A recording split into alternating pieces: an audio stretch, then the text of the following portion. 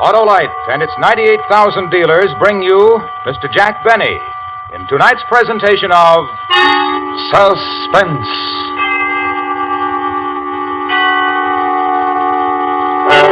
Tonight, Autolite presents a story about a man who worked for 30 years to prepare a most unique personal retirement plan.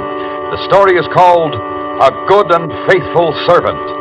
Our star, Mr. Jack Benny.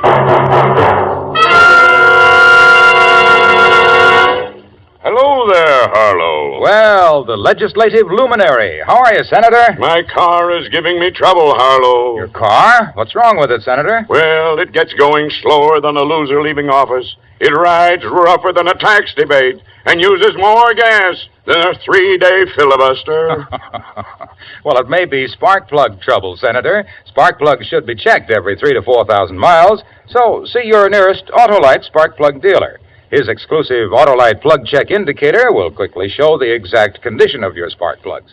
If they're worn out or wrong for your style of driving, he'll recommend resistor or standard type, ignition engineered Autolite spark plugs for smoother performance, quick starts, and gas savings. Sounds like a propitious proposal, Harlow. How do I find this Autolite spark plug dealer? Why, just phone Western Union by number and ask for Operator 25. She'll quickly tell you the name of your nearest Autolite spark plug dealer where you can get the finest spark plug service money can buy. And remember, from bumper to tail light, you're always right with Autolite. And now, with the performance of Mr. Jack Benny, Autolite presents transcribed A Good and Faithful Servant, hoping once again to keep you in suspense. I know you've been through a lot, Mr. Fenton, but if you could just try to recall anything else about the appearance of the two men. Lieutenant, couldn't this wait? Fenton has spent 14 horrible hours locked in a vault, and while I admire his spirit and pluck in bearing up as well as he has... I'm just trying to get something to go on, Mr. Waterman. Do you want your money back, or don't you? The welfare of my employees comes first, Lieutenant. First, last, and always. And you're insured. Mr. Fenton. Don't answer if you don't feel up to it, Fenton. I don't mind, Mr. Waterman. I'm anxious to cooperate. Now, as near as I can remember... Be sure you get this, Florence. As near as I can remember... Of course, I had only a flash before they forced me into the vault. Yeah, we understand, Mr. Fenton. I had the impression of one being tall, but not too tall, and the other one was shorter. But not too short. Exactly. And they were wearing masks, rubber masks. One had a Lionel Barrymore mask, and I think the other was Dick Tracy. It was quite a shock to see him. Aha. The Brinks Gang, Lieutenant. The Brinks Gang to a T. Maybe. Mr. Cartwright, would you come over here, please?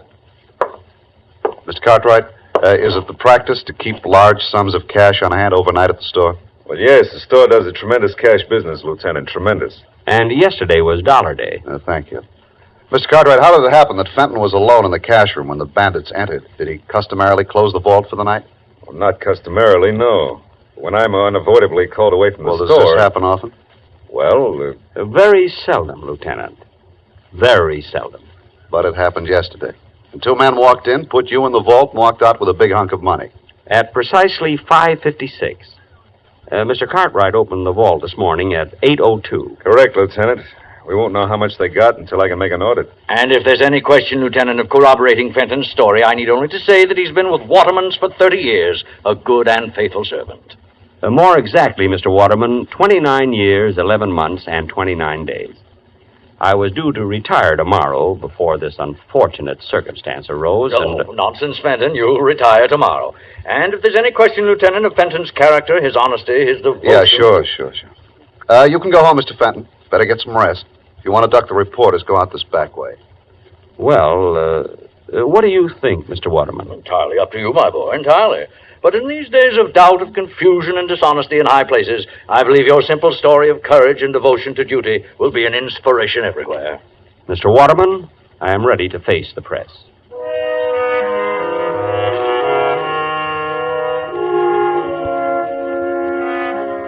They were all very nice to me, the reporters, the police, Mr. Cartwright, and especially Mr. Waterman. All that money missing. $50,000. Yet his only concern was for me. I thought that if I could afford it, I'd like to buy him some little token of gratitude. Then I thought again. In my desk at the office, there was a secret compartment, and in that compartment was $50,000. I guess I could afford it.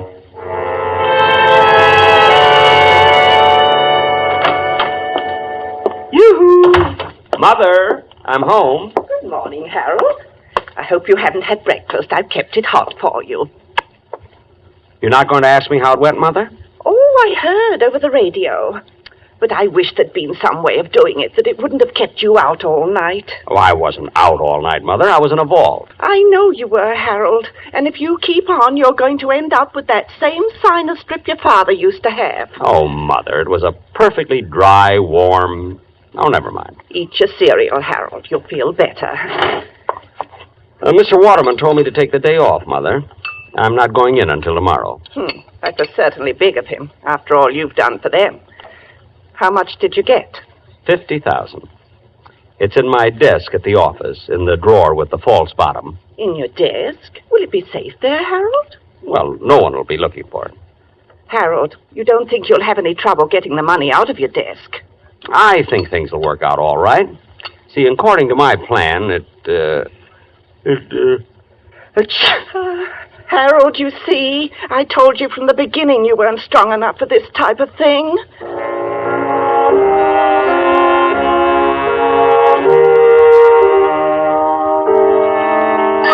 The next morning at 8:43, I punched in at the store. Figuring 308 working days a year, that made 9,240 punches. It was a little strange to think of this being my last. I walked through the store to the elevator, past lingerie, ladies' gloves, and perfume the way I always went. But this morning was different. People looked up when I passed. They spoke to me. They knew who I was. Even the brunette in perfume smiled at me. I almost stopped, but I couldn't think of anything to say. In the elevator, one of the girls asked me how I felt. Still scared, I said, and they laughed. They wouldn't have laughed any harder for Mr. Waterman. I got out at 8, my floor, and as I went into my office, Miss Prentice, Mr. Cartwright's secretary, looked at me. 23 months and 2 days she'd been looking at the top of my head, but this morning she looked at me. And she smiled. I guess I smiled back. Good morning, Mr. Fenton. Good morning, Miss Prentice. It wasn't much, but I felt it could have been a start. I was almost sorry this was my last day. Fenton, did you hear me? Yes, Mr. Cartwright. I heard you, Mr. Cartwright. All right. A big workload piled up yesterday when you took off, and we haven't anyone new coming in till tomorrow. Not that I want to overload you on your last day. An honest day's work for an honest day's pay, Mr. Cartwright. Oh, good. I'm still trying to find out how much was taken in the holdup, so you're on your own. I think I can tell you almost to the penny, Mr. Cartwright. I'll make my own check. And how about the work Oh, good morning, Mr. Waterman. I was just, Well, Fenton, back at the old desk, eh? Well, I just didn't feel right away from it, Mr. Waterman. Hey, I got a surprise for you this afternoon, Fenton. Going to make a little ceremony out of your retirement. A ceremony? Good for store morale. Right, Cartwright? Oh, absolutely, Mr. Waterman, absolutely. And about that request of yours you made last week, Fenton, I wouldn't be a bit surprised if we can swing it. Oh, you're too kind, Mr. Waterman. Oh, my boy, when you work for Waterman's 30 years, you've got something coming to you. No. Really?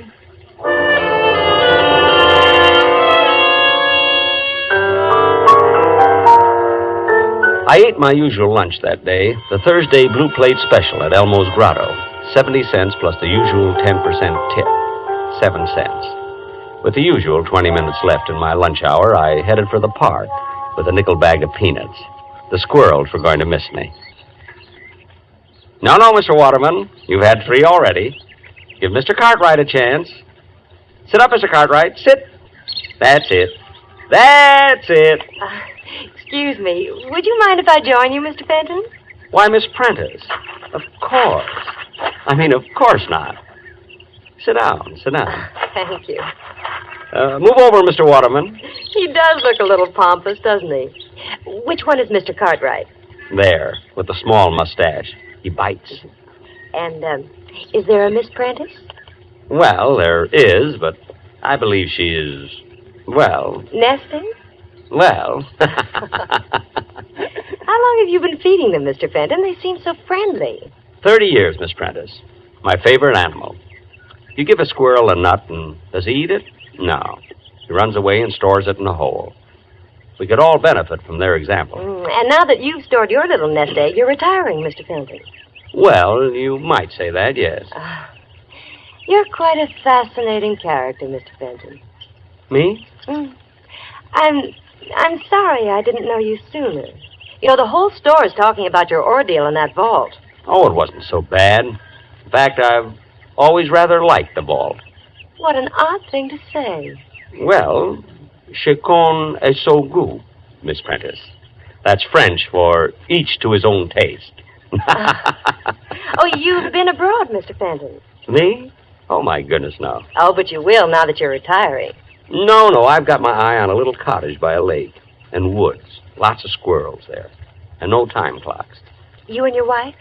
Mother. Oh, I hope you get it, Mr. Fenton. Thank you, Miss Prentice. I wonder what the robbers are going to do with all that money. I wonder. It's 5-1. Shall we go back and punch in, Miss Prentice?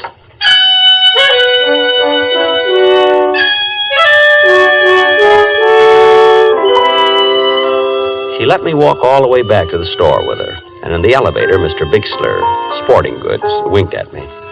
Funny, for 10 years I'd had the feeling Mr. Bixler didn't like me.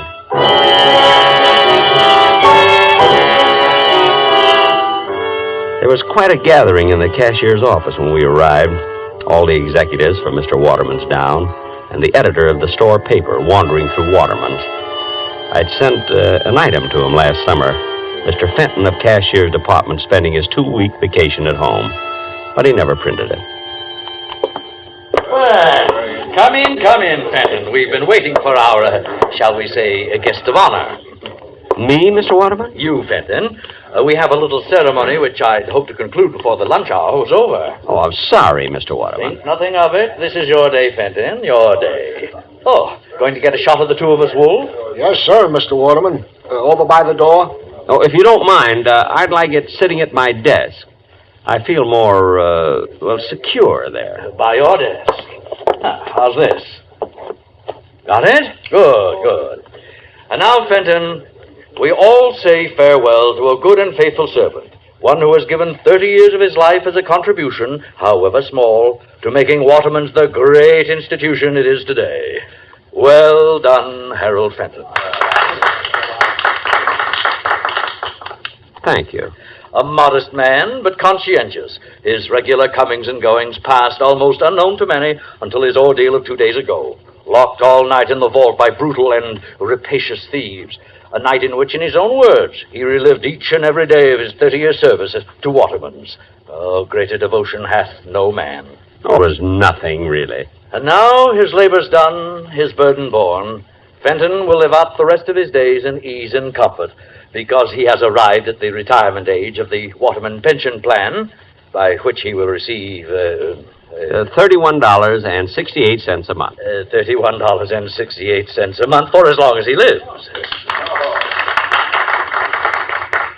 Thank you. And now, a little surprise for Harold Fenton. A week ago, in a letter to me, our good and faithful servant asked that on his retirement he be given permission to purchase for his home his old desk.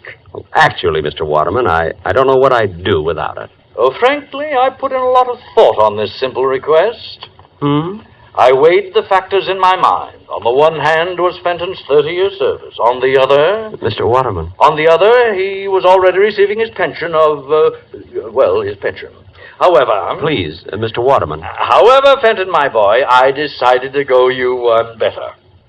One better? Not a new desk. Nothing so unsentimental. Fenton, instead of allowing you to purchase the desk, I'm giving it to you. Phew. All right, boys, right in here. Take the desk wherever Fenton here wants it.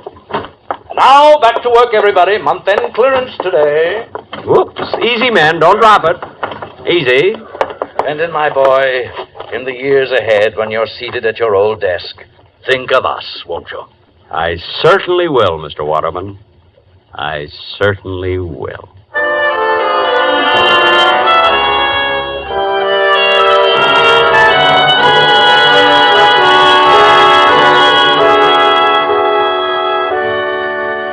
Autolite is bringing you Mr. Jack Benny in A Good and Faithful Servant. Tonight's presentation in radio's outstanding theater of thrills, Suspense.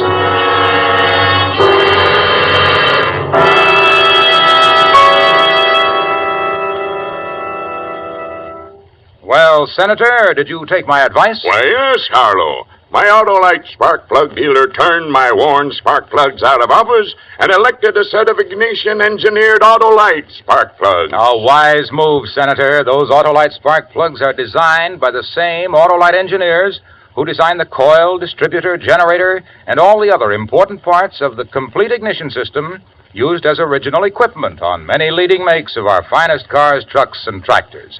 They're world famous for quality and performance. And my Autolite spark plug dealer nominated Autolite resistor spark plugs for my car, Harlow. Ah, you're on top now, Senator, because Autolite resistor spark plugs represent one of the greatest advancements in spark plugs for automotive use in the past 20 years.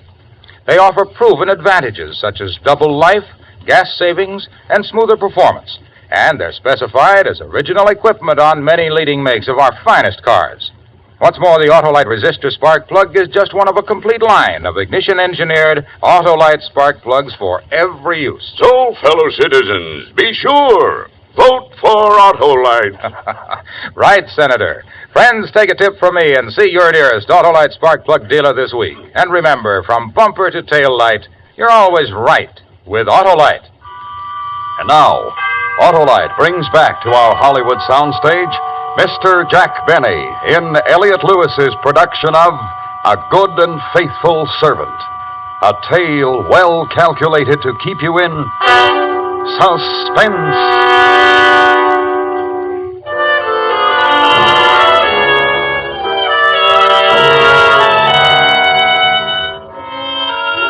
Retirement agreed with me. A walk to the park to see my friends when I felt like it. A leisurely lunch at Elmo's Grotto when I felt like it. And when the need arose, a little gardening. Mother and I were very happy. You've done enough for one morning, Harold. Your back will go out again. All through, Mother. Just cleaning off the spades. What were you planting this morning, Harold? Mother, if anything should happen to me, knock wood. Knock wood. Right in between the beets and the radishes, there's a very rich patch of dirt. Son, aren't we going to get our little cottage by the lake? I have to go in town today, Mother. I might just inquire around. Oh, good. You know, Mr. Waterman is really a very sweet man. The Waterman pension plan. I just wish I could tell him how happy it's made me.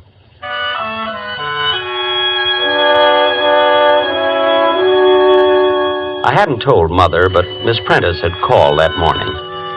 Mr. Cartwright wanted to see me that afternoon at the office, she said. And she asked how I was. What would have happened if I'd asked her to lunch? I almost did, too.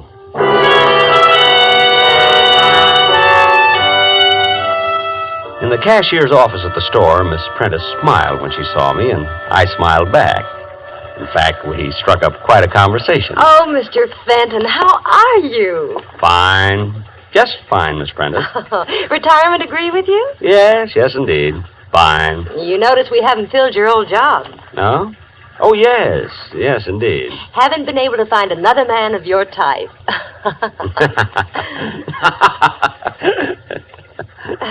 Well... Well... Is that you, Fenton? Come on in here. Coming, Mr. Cartwright. Sit down, Fenton, sit down. Thank you. Just trying to clean up accounts on the robbery. Fenton, what was your final tally again? 50,000, almost exactly, Mr. Cartwright. You're way off. That doesn't check with my audit at all. I'm quite sure of my figures. Well, then you're wrong, that's all. My check shows they got away with 82,000. 82,000? Right. Now, if you'll just sign the necessary statements corroborating my I audit... can't do that, Mr. Cartwright. And just why can't you? Don't you take my word for it? Frankly, no. Fenton, look. You're retired. It's nothing to you one way or the other. You just made a little mistake in your figures, that's all. Mr. Cartwright, are you asking me to help cover up a shortage in your accounts? All right, Fenton, I'll lay it on the line. Temporarily, I'm a bit short. involvement with a woman, and you wouldn't understand. I most certainly wouldn't. Look, I'll make it worth your while. Shortages are found out sooner or later, Mr. Cartwright. All right, if that's your attitude, let me tell you something, Fenton. I don't like the smell of this robbery of yours. I don't like it at all. What do you think of that? You're implying that I made off with $50,000 belonging to Waterman's? I think it's highly possible. And how are you so sure it was $50,000? Supposing me, for one instant, capable of such a thing, Mr. Cartwright, wouldn't I be much too clever to put my head in a noose by covering up for you? Fenton, if I was talking to an honest man, wouldn't he have taken my story right to Mr. Waterman? I'll give you 5 minutes. Either sign my audit or I go to the police and accuse you of stealing $82,000. Think it over, Fenton.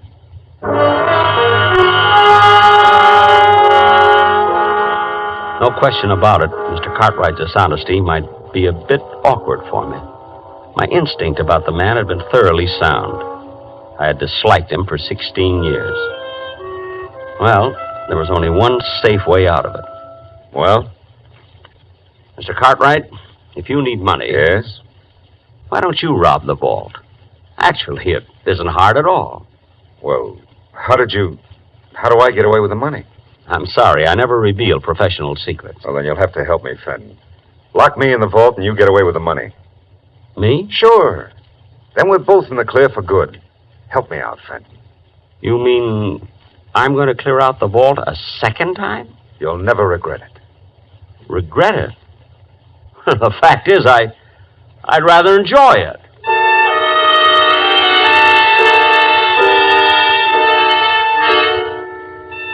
We settled on the following Friday.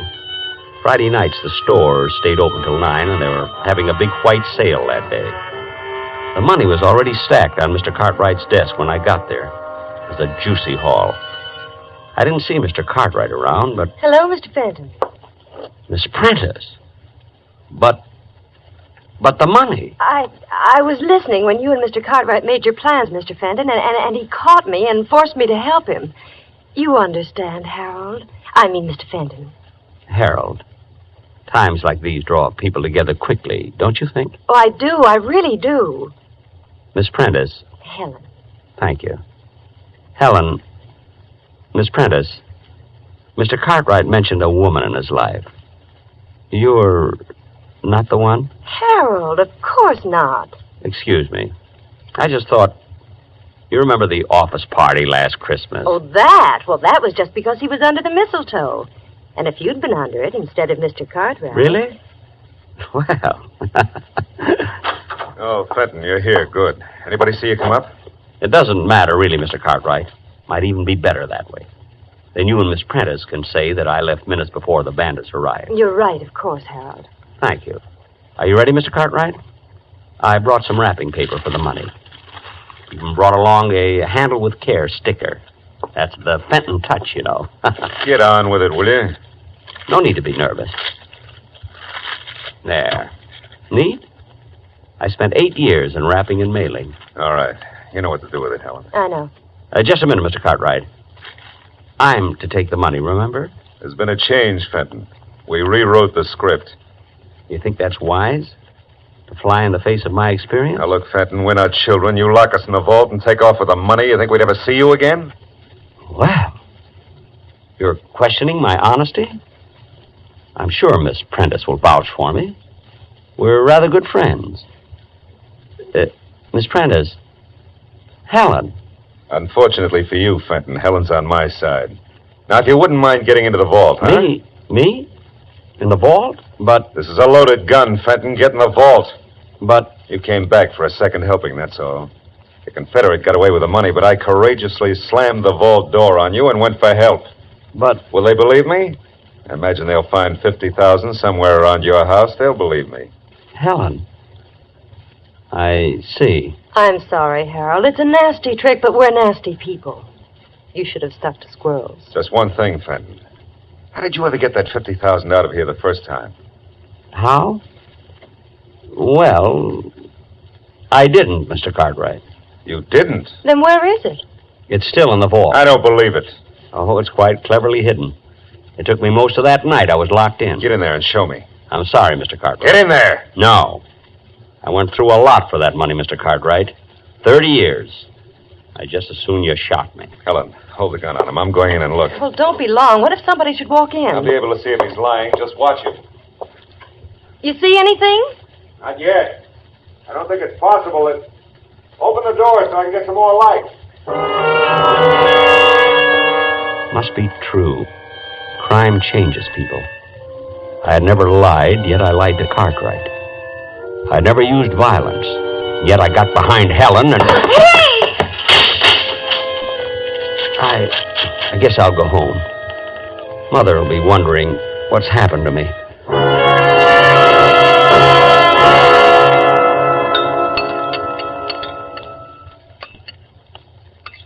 Some more cereal, Harold? I don't think so, Mother, thanks. What time is it? 8:10, son. Well, they would have opened the vault at 8 this morning. The police should be here any minute. Are you sure those two will implicate you, Harold? It seems likely, Mother. The gun would be hard to explain. And I think Miss Prentice will turn on Mr. Cartwright after a night in the vault. Yes, she's just the type. I'm sorry, Mother. I guess I just don't know much about women. It's all right, son. You think they'll be hard on you? Not very. I haven't spent any of the money. The insurance companies always look kindly on such cases. There they are. Harold, how long? 2 years, Mother. Maybe less. Maybe even 1. It's still a long time. A long time? After 30 years in Waterman's? Hardly. I'll get the door.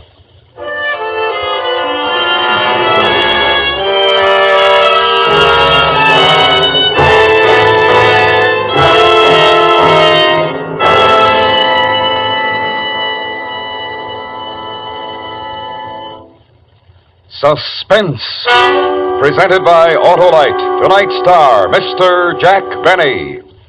This is Harlow Wilcox speaking for Autolite, world's largest independent manufacturer of automotive electrical equipment. Autolite is proud to serve the greatest names in the industry. They are members of the Autolite family, as are the 98,000 Autolite distributors and dealers in the United States and thousands more in Canada and throughout the world. Our family also includes the nearly 30,000 men and women in 28 great Autolite plants from coast to coast and in still other Autolite plants in many foreign countries, as well as the 18,000 people who have invested a portion of their savings in Autolite. Every Autolite product is backed by constant research and precision built to the highest standards of quality and performance. So remember, from bumper to tail light, you're always right with Autolite.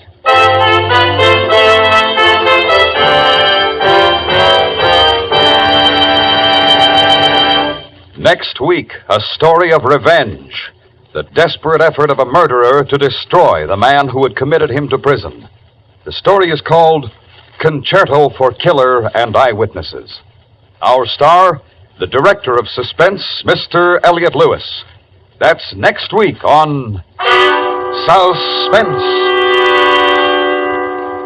Suspense is produced and directed by Elliot Lewis, with music composed by Lucian Morowick and conducted by Lud Gluskin. A Good and Faithful Servant was written for Suspense by Richard M. Powell. Portions of this program were transcribed. In tonight's cast, Norma Barden was heard as Mrs. Fenton, Doris Singleton as Helen, Gerald Moore as Mr. Cartwright, Joseph Kearns as Mr. Waterman, Hy Averback as Lieutenant Miller, and Charles Calvert as Mr. Wolfe. For the location of your nearest Autolite spark plug or Autolite battery dealer, or your nearest authorized Autolite service station, phone Western Union by number and ask for operator 25. Switch to Autolite. Good night. This is the CBS Radio Network.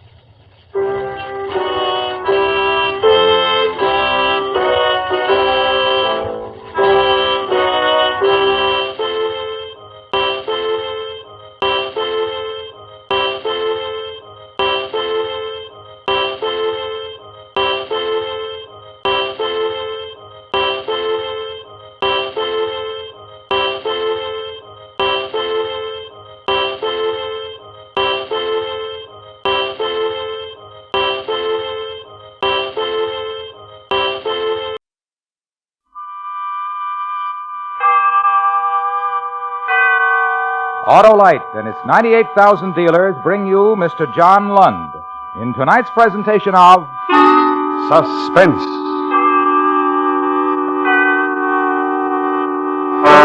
Tonight, Autolite presents a story from your morning newspaper.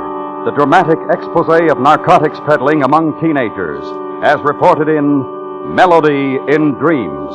Our star, Mr. John Lund.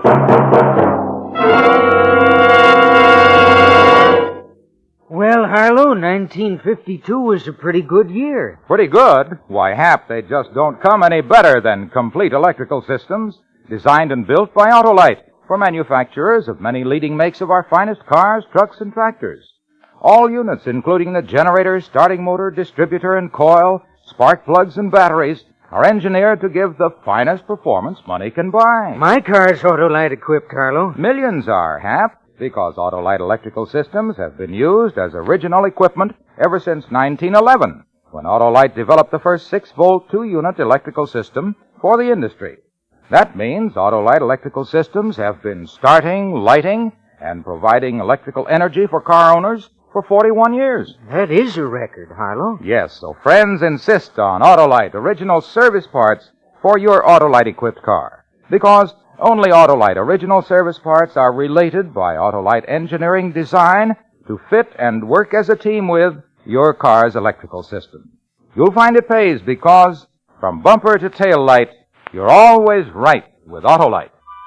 And now, Autolite presents transcribed Melody in Dreams, starring Mr. John Lund, a dramatic report based on fact, hoping once again to keep you in suspense.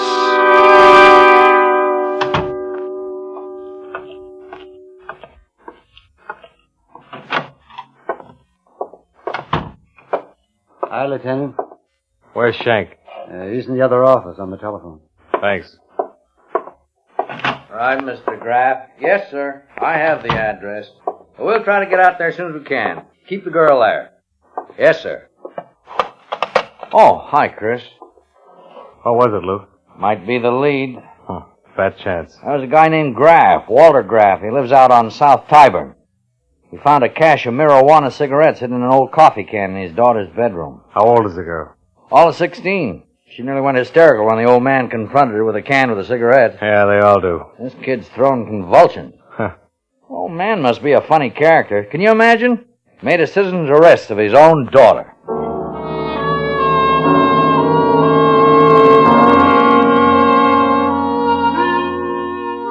For almost 6 months, the Narcotics Division had been trying to find the leak.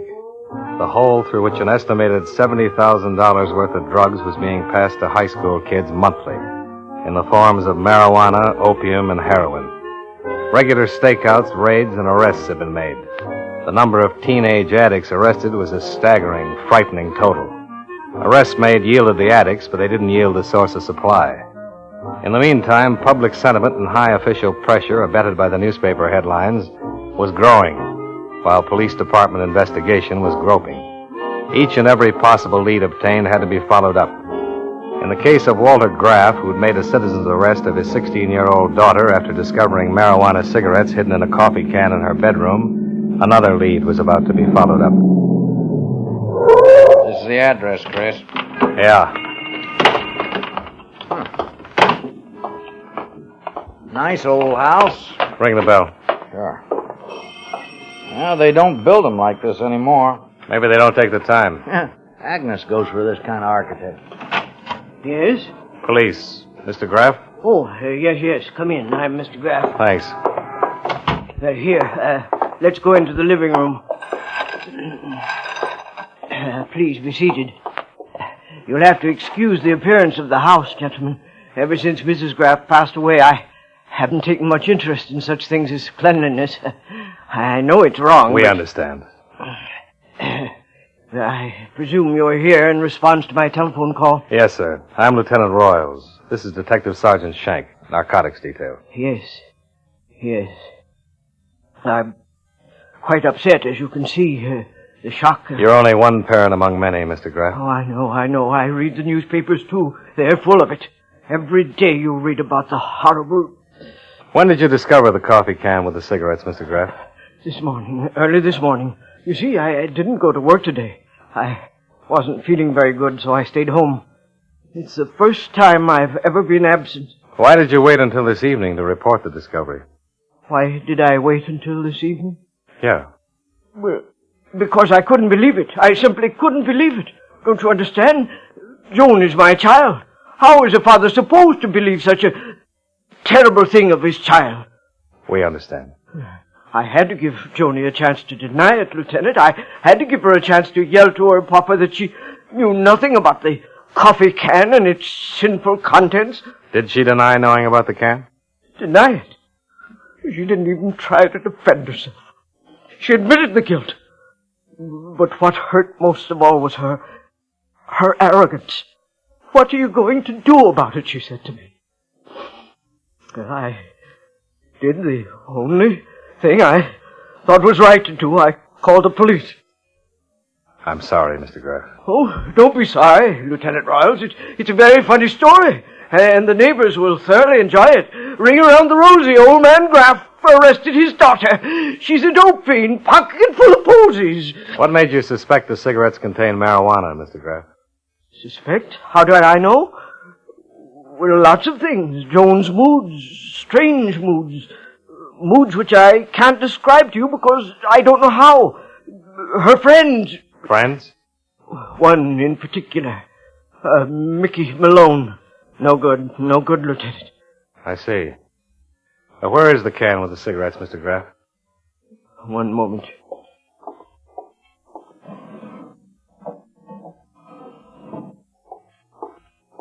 Here, Lieutenant Boyle. Here. The poison. Take it. Burn it. Destroy it.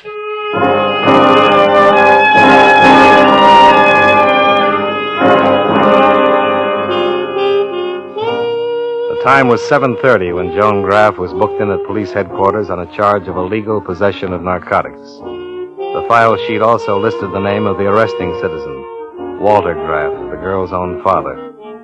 Joan was a plain-featured girl, bleached blonde hair, fair skin, narrow hazel eyes, and a slim, slight frame. After Detective Sergeant Shank had finished typing the police report, we took the girl back to interrogation for further questioning. Go ahead, Joan. Sit down. Thank you. Tell me, Joan, how old are you? 16. Do you know why you're here? Yes, my father arrested me. That's why I'm here. You've broken a law, Joan. A very serious law. Does everyone get a sermon? This is no sermon. You've been charged with illegal possession of narcotics. That's a very serious charge. I know. I also know I'm a minor. Yes, you are. In which case, you'll be turned over to the juvenile authorities. What'll they do to me? They can do a lot. They have the authority to take you out of school, away from your friends, give you the treatment you need. They can also send you to a detention home if necessary. What kind of meals do they serve? Well, they don't serve cigarettes like these in detention homes. Where'd you get them? Nowhere. They didn't just happen out of thin air. Where'd you get them? I don't know where I got them. Look, Joan, you've broken the law. You've done something very wrong. But it's not entirely your fault. You're not the real enemy. The real enemy is the person who sold you these cigarettes. And that's the enemy we want. Who was it? Please, I don't remember where I got them. Are you trying to shield somebody, Joan? Is that it? No, it's nobody. I don't know. All right, Joan. All right. You don't have to tell us. I'm not going to force you to do something you don't want to do. That'd be wrong. But there's something I want to explain to you. And I want you to try to understand it. It's about your father and what he did. My father. When he arrested you, he did the only thing he thought was right. I'm his daughter. His own flesh and blood. Yes, his own flesh and blood. That's right. Right. And don't you realize what it must have done to him inside? I don't want to talk about him. Please. I've got 2 children of my own, Joan. 2 small boys. Please. If they were older and either one of them had done something like this, I swear to you I'd do the same thing that your father did. Okay, Lou. That's all for now. Let's go. Lieutenant. Yes? Lieutenant, I'll tell you. I'll tell you where I got the cigarettes. All right, tell me. From Nicky. Nicky Malone. My boyfriend from high school. Do you know where Nicky gets them? There's a coffee shop somewhere near our school. That's how Nicky gets the cigarettes, I think. Haven't you ever been to this coffee shop with Nicky? No. I don't even know where it is. I see. Will I put out a call on the Malone kid? No, I don't think that's necessary. We'll go out to the house and talk to him. Lieutenant, Yes, Joan? I understand. Understand what? My father. His hurt inside. I have that same hurt.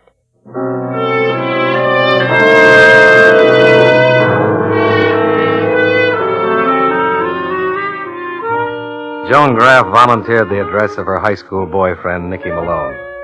Detective Sergeant Shank made arrangements for the girl to be turned over to the juvenile authorities pending further investigation, and then we went out to question Nicky Malone. The address the girl had given us turned out to be located in a rundown section of the city. 763 was a white single-frame house badly in need of repairs. The shades were drawn, but a dim light inside indicated someone was at home. Want to knock? Sure.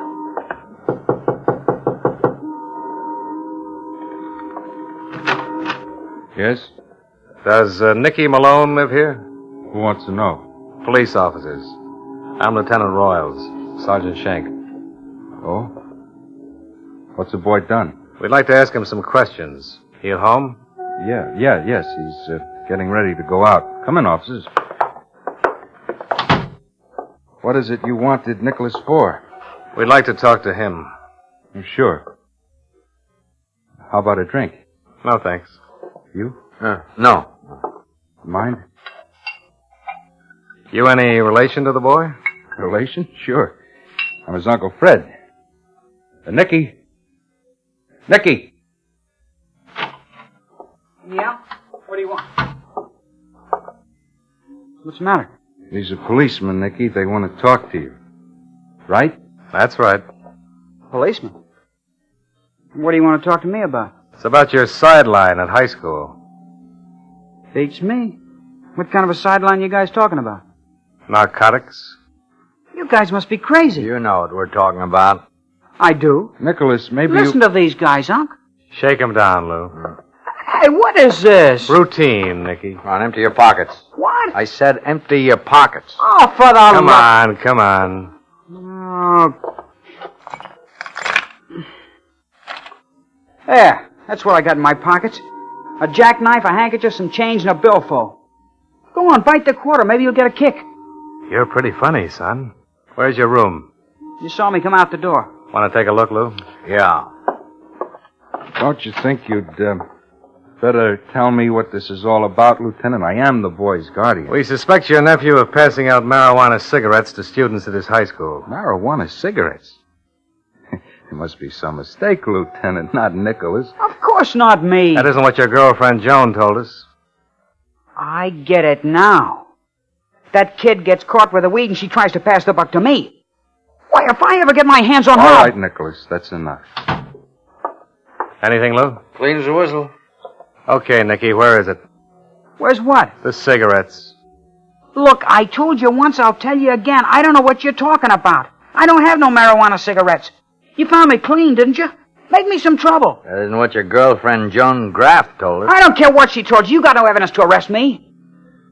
All right, Nicky. That's all for now. Come on, Lou.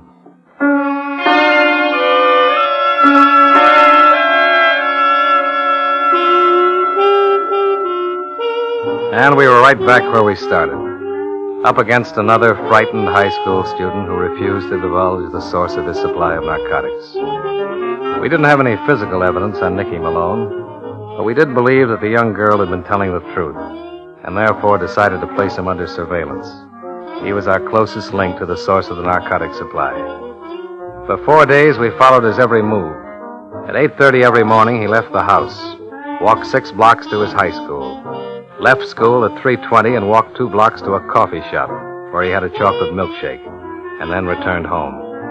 He didn't leave the house at any time during the evenings. On the 5th day, the boy went to the coffee shop, had his regular milkshake, and then played the jukebox. Once again, when he left the coffee shop, we followed him. He He's heading in the opposite direction, Chris. Yeah. This may be it, Lou. He may be going to pick up some stuff. He's turning the corner onto Madison. Here we go, Lou. Hold your breath. Yeah.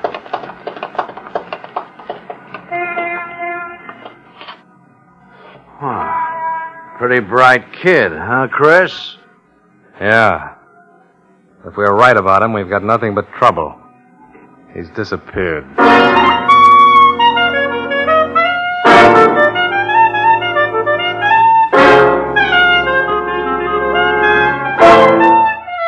Autolite is bringing you Mr. John Lund in Melody in Dreams. Tonight's presentation in radio's outstanding theater of thrills, Suspense.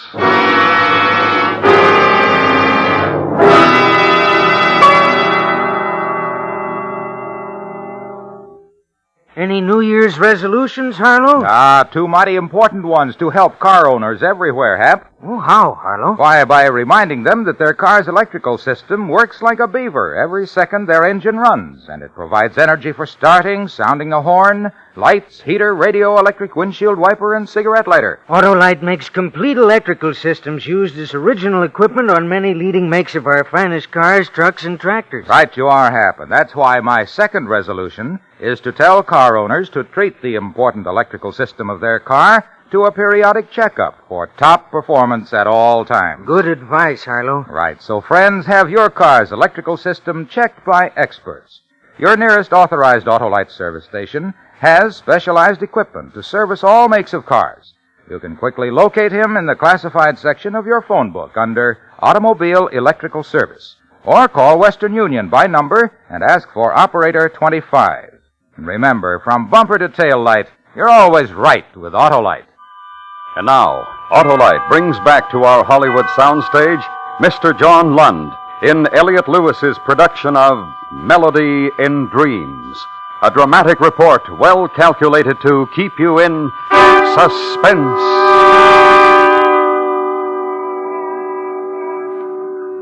Right out from under our noses. How's it possible? Like I said, Chris, bright boy. Must have known he was being followed. Oh, of course he did. Lots of nerve. The law on his tail, and he still does business. Yeah. Well, he's got to go home sometime. That's right, Lou. He's got to go home sometime. And that's where he's going to find us.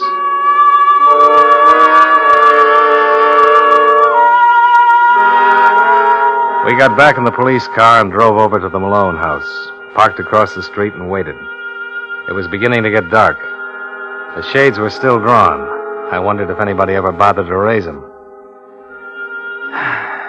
Time passes slowly when you're waiting. Cigarette, Chris? No, my mouth feels like an oven now. Somebody's home.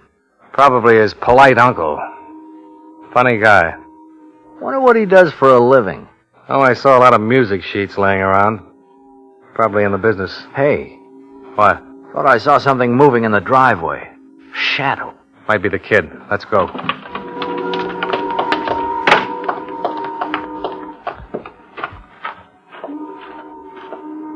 Hey, it is somebody. Get your flash ready. Okay, hold it. Hey! All right, kid, stand still. Don't move. What is this, cops again? Yeah, Nicky, cops again. I thought I shook you guys once. Why did you shake us, Nicky? Because I don't like being followed. That's your story, son. Where have you been? I haven't been anywhere. Where'd you go after you lost us? I went for a walk in the park. What did you do, pick up the stuff? What stuff? All right, Lou. I'll hold the light. Shake him. No!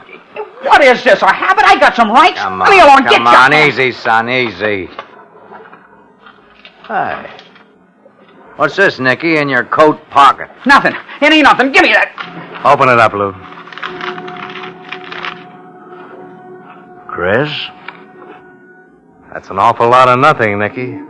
6 packs of marijuana cigarettes.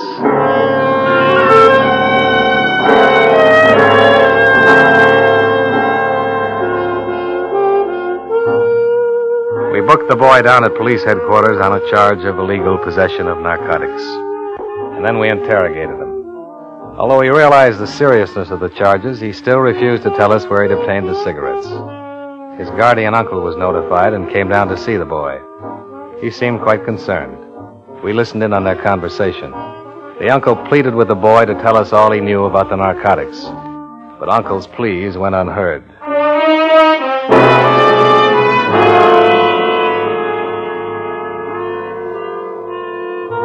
A few days later, I decided to bring Nicky Malone and Joan Graff together, face to face. I didn't know what I hoped to learn. Maybe nothing. Maybe something in a moment of temper. On the morning of December 21st, the young boy and girl were brought to my office. Sit right over there, Nicky. Thanks. Well? Wouldn't you like to say hello to Joan? Hello, Nicky. Know any more good stories, policeman? Nicky, I'm so scared. Scared of what? This whole thing, it's so terrible. She's right, Nicky. Something like this can ruin your whole life. Don't you realize that? Oh, stop with a sermon, will you? Your uncle seems like a pretty nice guy, Nicky. How did you turn out to be such a bad apple? Is that part of your job, policeman? Telling people what they are? No. No, it's not, Nicky. I'm sorry I said that. Because basically, I think you're a good boy. I think you're intelligent enough to know what's right and what's wrong. And you know this is wrong. I don't have to reason with you. The thing that really puzzles me is why an intelligent young boy like you refuses to right this wrong. You made a mistake. We all make mistakes.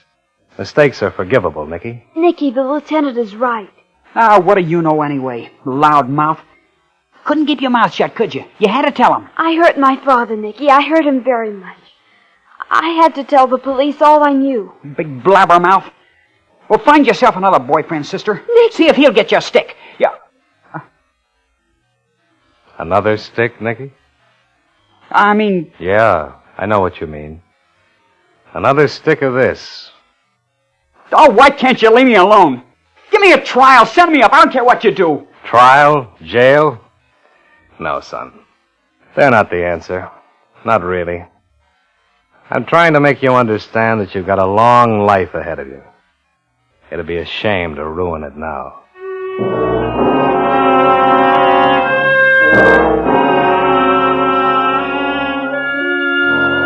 Our last chance, then.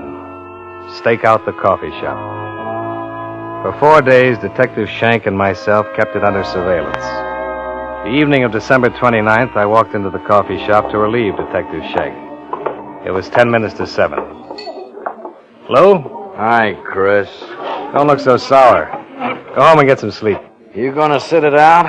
Yeah, a couple hours, maybe. I'll sit around with you for a while. How about a cup of coffee? Yeah, I'm up to here, no thanks. Anything? No, nothing. Just stares from the guy who owns this place. He keeps leering. You want me to stick around, go play a record on the jukebox. Here's a dime. The jukebox? Yeah, play something. Let's make it festive around here. The afternoon Nicky got away from us, he broke his pattern. He did something different. Something he'd never done before. He played the jukebox. That's right. He played the jukebox.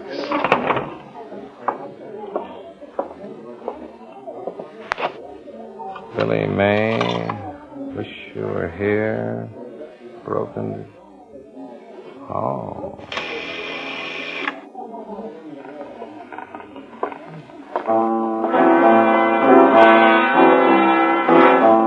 Thanks. Now I'll stay with you for a while. Might even have a cup of coffee. I was right about Nicky's uncle being in the business.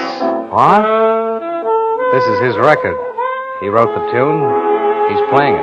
Whoa, what do you know? The guy's a celebrity. So that's what he does. Lou, the night we picked up the Malone kid, we thought he was coming home with his stuff, right? Yeah. We couldn't see. It was too dark. But what if it was the other way around?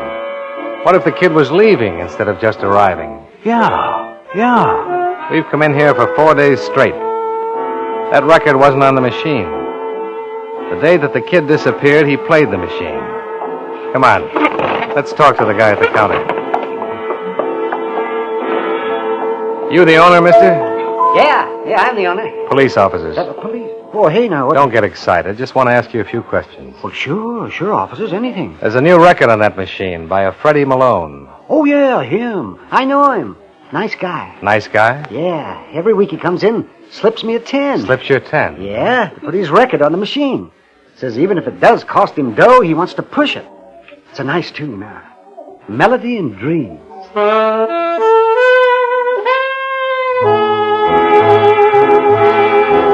Back at headquarters, we learned the whereabouts of Uncle Freddie Malone. He was playing piano in a small nightclub on Halstead. The place was crowded with people when we got there. In a corner off to the right was a platform, and on the platform at the piano sat Freddie Malone. Think there'll be any trouble, Chris? I doubt it, Lou. He's not the type. Hello, Mr. Malone. Hello, police officers. You have a request? Yeah. Melody and Dreams. One of my favorites. That's no surprise. It was wrong, huh? Real wrong. A lot of poor innocent kids, Mr. Malone. Real wrong. Poor innocent kids. We still don't know how the record figured in. That was how Nicky notified the other kids he was ready to pass the stuff. And the night we caught him? He was leaving the house. He was on his way out to make delivery. Poor kid. Try to protect me. Yeah. Someday I'll do something for him. Maybe. Shall we go? The manager won't like it if I don't stick around. It's going to be a big night. Can't stick around, huh? Not tonight, Mr. Malone. Let's go.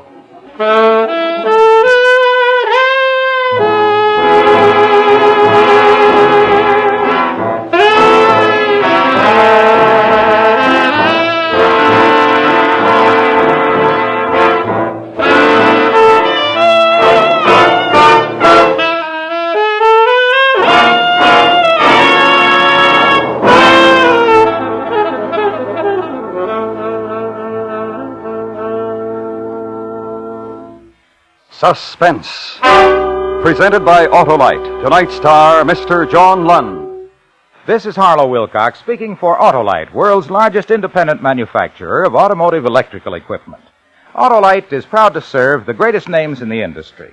They are members of the Autolite family, as well as are the 98,000 Autolite distributors and dealers in the United States and thousands more in Canada and throughout the world. Our family also includes the nearly 30,000 men and women in 28 great Autolite plants from coast to coast and Autolite plants in many foreign countries, as well as the 18,000 people who have invested a portion of their savings in Autolite. Every Autolite product is backed by constant research and precision built to the highest standards of quality and performance. So remember, from bumper to tail light, you're always right with Autolite.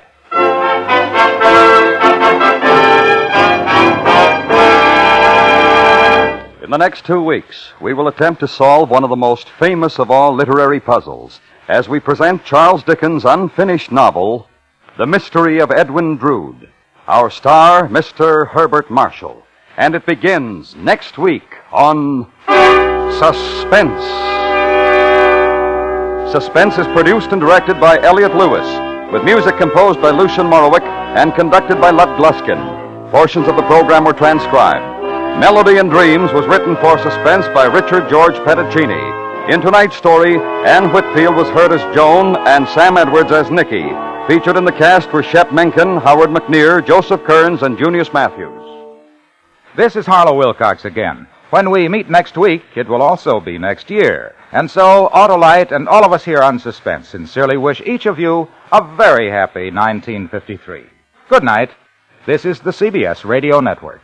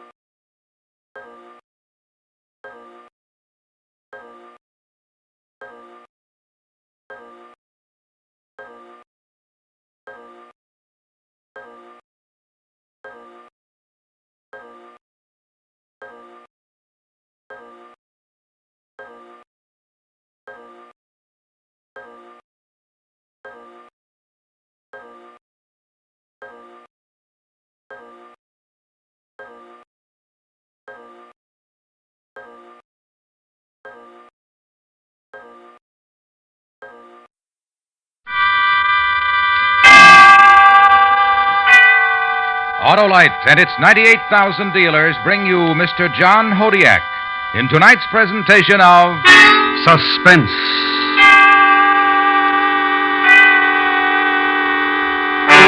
Tonight, Autolite presents a story about heroism as we document the attempt of 3 brave men to conquer the mountain.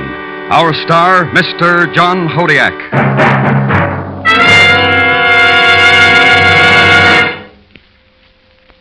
Hello, Harlow. Bottom of the evening to you.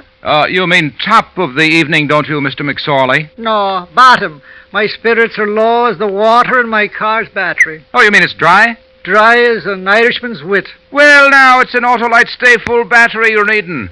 That's the famous battery that needs water only use. You mean that long life battery, Harlow? 'Tis one and the same. Fiberglass mats surround every positive plate to reduce shedding and flaking and give the Autolite Stay Full longer life, as proved by tests conducted according to accepted life cycle standards. Where can I be getting this marvel of marvels? Why, from your nearest Autolite battery dealer, the man who services all makes of batteries. To quickly locate him, just phone Western Union by number and ask for Operator 25. I'll tell you where to get an Autolite Stay Full, the battery that needs water only 3 times a year in normal car use. And remember, from bumper to tail light, you're always right with Autolite. And now, Autolite presents The Mountain, starring Mr. John Hodiak, hoping once again to keep you in suspense.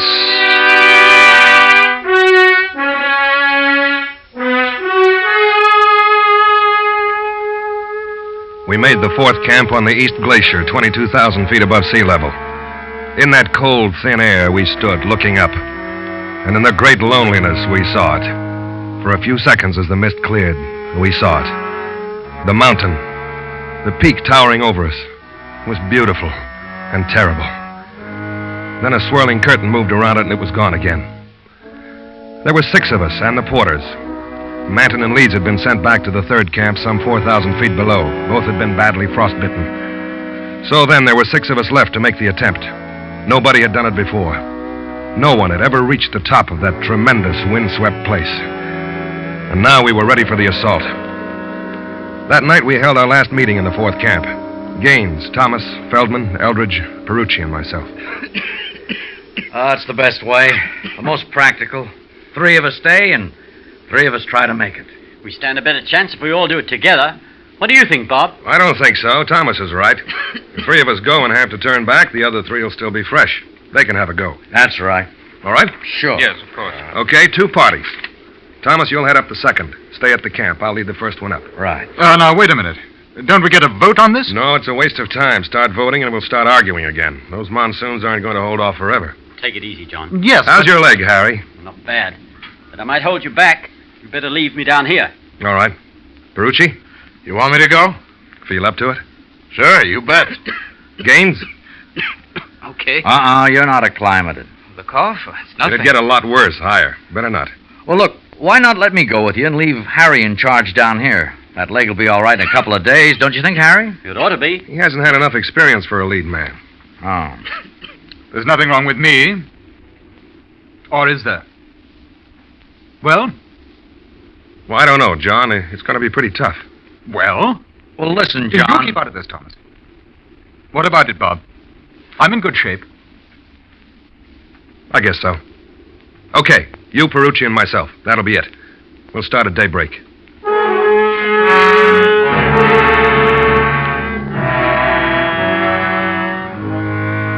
And that's the way we decided. There was no other possibility.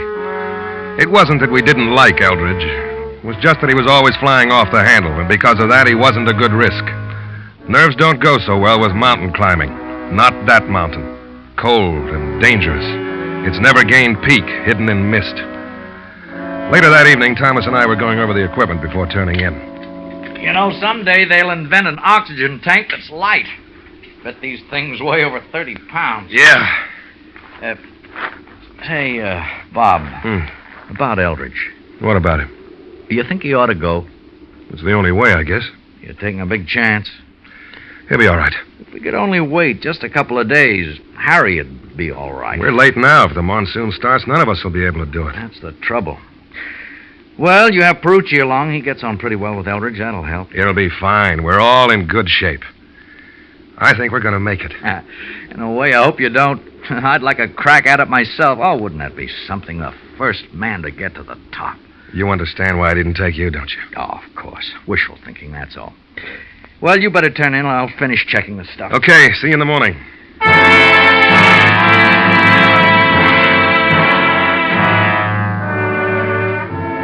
On May the 18th, we started to climb the northwest ridge. We were at 23,000 feet. Each of us carried a 30-pound oxygen tank besides the equipment we needed for our next camp. For 3 or 4 hours, it wasn't bad. But as we went higher, the wind started to take it out of us, and we felt the cold more. Take 10, eh? Yeah. Boy, will you look at it up there? That's it. You almost feel like you could jump and touch the top. Big jump, Perucci. What do you figure? About 3,500 feet more? Something like that. Well, if the weather holds, we might make it by tomorrow. That's what I thought. Not a cloud in the sky. Oh, will you look at that thing? Boy, what can you say when you see a mountain like that? Save your breath. We'll move in a few minutes. Then we hit patches of snow and the pace slowed down. We'd spelled each other as leader, and it was my turn up ahead.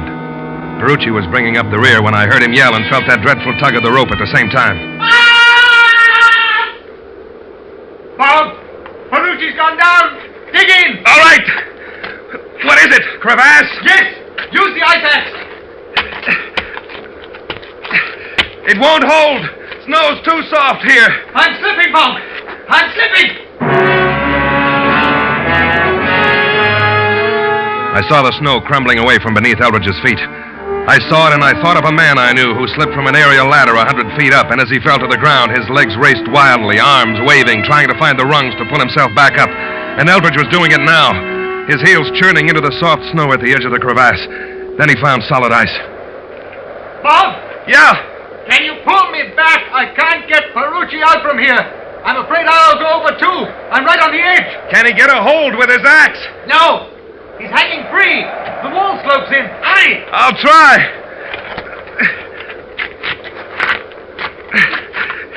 You'll have to pull too, Bob. I can't do it alone. Too much weight. I tell you I can't. I'm afraid to move. I can feel it going under me, all around me. There's solid ice a couple of feet back. I can grab it with my axe. Don't let go. Don't let it go slack. Bob, I'll go over. I won't. Just hang on.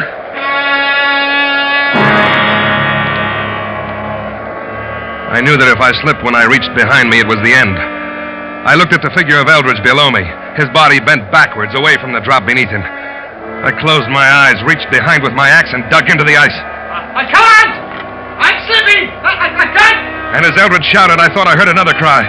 And suddenly the rope's weight was lighter. I saw Eldridge fall, then get up on hands and knees and crawl away from the crevasse, toward me. Norman! Where's Norman? He's gone. He fell. He's gone. He can't be. How? I don't know. Perhaps the rope frayed on some ice at the edge. Suddenly it went slack. I heard him, Bob. I heard him. Maybe it's not too deep. He might have fallen into a drift at the bottom. Stay here. I've got to see. I belayed the rope about the ice axe and paid out the rest of it as I slid down the slope to the crevasse. But when I looked over the edge, I knew. That dark blue, almost black emptiness below. I knew. There'd be no snowdrift for Norman Perucci's body, unless it was perhaps 10,000 feet below us.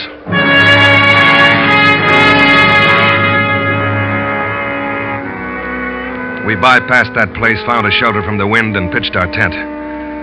For a long time, neither one of us spoke. I think we were too exhausted to say anything. Exhausted and shocked. There were only two of us now. I keep hearing him. I know. No, you don't. Not the way I do. He was a nice kid. Yes. Doesn't seem as cold without the wind. How high do you think we are? 24,000. I wondered. It's a little hard to breathe. Better use the oxygen. No, not yet. We won't need it. Yes, we will. We'd better save it. We're going down in the morning. No. We've got to. You and I couldn't make it up there alone. There's 2,500 feet to go, maybe more.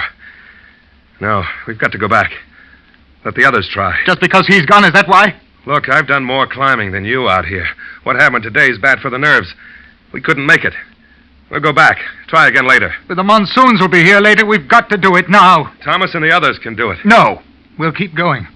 I've got to. I'm not going back. What's the matter with you? You're talking like a kid. Look, I was the last one on your list when you got the party together, wasn't I? Yes. Why? Why was I last? I don't know. Somebody had to be. It was you, that's all. You're a liar. You didn't want me along. None of you did. You're here, aren't you? You know I'm afraid of climbing, don't you? Isn't everybody a little? Isn't that why we do it? Isn't that part of it? No, I mean really scared. I'm really scared. You know that. No, I don't. Look, something happened when Something happened to me today. I've got to go on to the top now. You think I'll call you a coward if we don't? No. All right, then, forget it. We'll try again. Maybe next year. You'll be along, too. I'll do it alone, then. I'm going on alone. If you want to come with me, all right. If not, it doesn't matter anyway. I'm going on. So long. John! John! He didn't stop, just moved up the ice slab and around a hummock out of sight. I went back inside the tent to get my pack. I couldn't let him do it alone, and I was trapped into going with him. Then I saw that the fool hadn't even taken his rope. It was neatly coiled in a corner. I grabbed it up. And as I did so, I saw the end of it. The end which had broken when Perucci hung over the crevasse. The rope which Eldridge had said was parted by the ice. But there were no frayed ends. The break was clean. It had been cut through. And the oil of Eldridge's knife blade was still on it.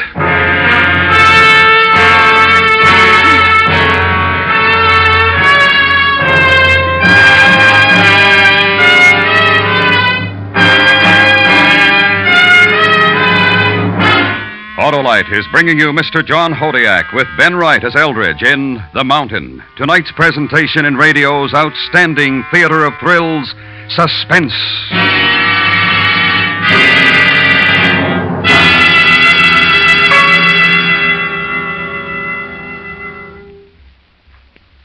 Oh, an Autolite stay full's a battery for me.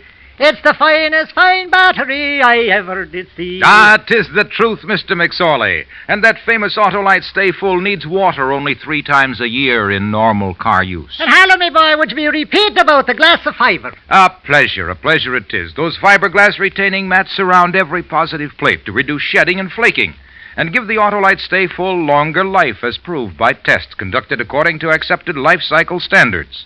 So, friends, visit your Autolite battery dealer. He services all makes of batteries, and he's got an Autolite Stay Full for your car if a replacement is needed. To quickly locate your nearest Autolite battery dealer, call Western Union by number and ask for operator 25. I'll tell you where to get an Autolite Stay Full, the battery that needs water only 3 times a year in normal car use. And as they say on St. Patrick's Day, from bumper to tail light, you're always right with Autolite. And now, Autolite brings back to our Hollywood soundstage Mr. John Hodiak in Elliot Lewis's production of The Mountain, a tale well calculated to keep you in suspense. In the glove compartment.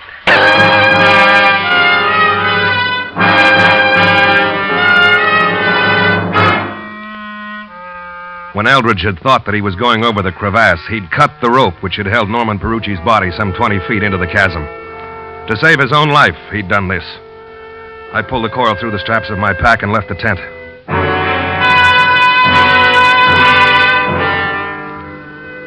I caught up with Eldridge about 100 feet higher. He was standing on a shallow ledge, catching his breath, and his head was tilted back, eyes fixed on that mountaintop, the brain of the monster. Nasty bit back there. I was cutting steps up the cliff. I nearly fell. You didn't, though. No, I didn't. I say, you're coming with me, eh? I want to see that you get down alive. You forgot your rope. I found it in the tent. I didn't think I'd need it. You might. Here. Thanks. We better tie on together. All right. Do you want to go first? No. It's your party now. You lead. All right.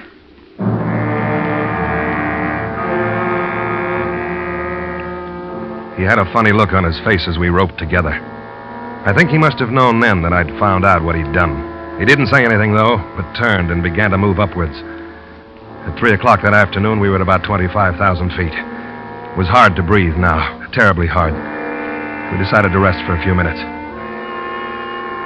I remembered looking down from the ridge, looking down into the incredible scene below. Then up, and the peak which loomed over us, clear against the sky, perhaps 1,500, perhaps 2,000 feet over us.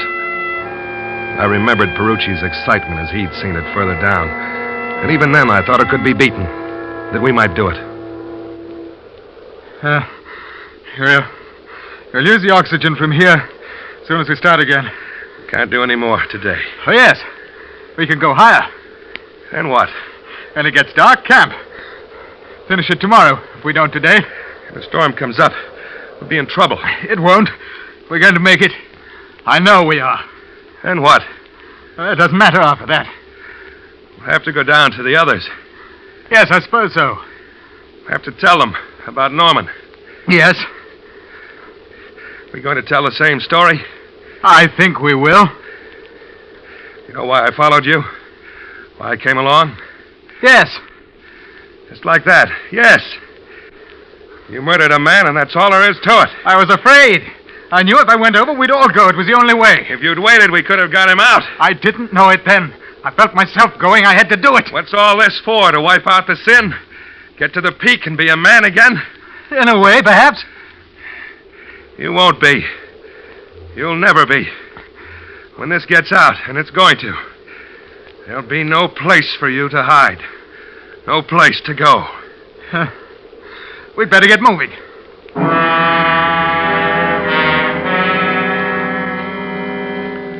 We began to use the oxygen sparingly and kept moving up, slower and slower, our hearts pounding with the effort.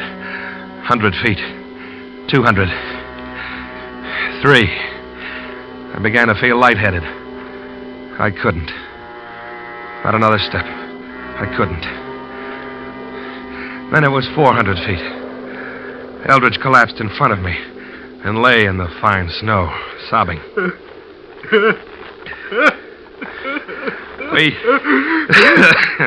We stop. Stop here.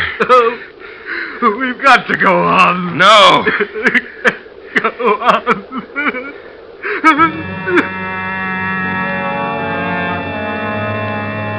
And he sobbed like a child. His mind willed him to keep going, and his body wouldn't allow it.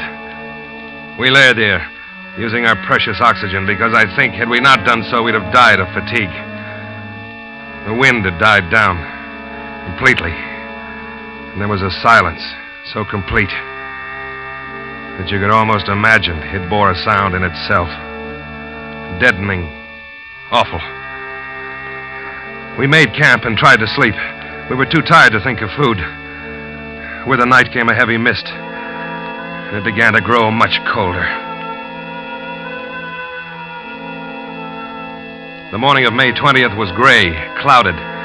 The peak of the mountain was shrouded, and I knew that it was going to snow. Directly ahead of us was an ice wall. There was no way around it. We had to climb almost vertically, cut our own steps with ice axe, one by one, and climb. This time I took the lead. And as I knotted the rope, Eldridge said, You don't trust me, do you? You're afraid if I'm leading and you fall, I'll cut the rope again. You might. Let's go. At that point, we had ascended 25,400 feet. The ice wall would take us another 100 higher. The wind began to blow when we were halfway up. 2 pathetic specks on a wall of the world. We'll move around to the right after this step. There's a bit of a ledge. All right. Okay. Come on.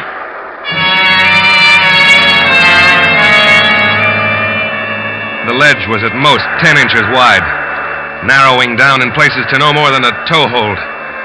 I felt my way along until the ledge gave out.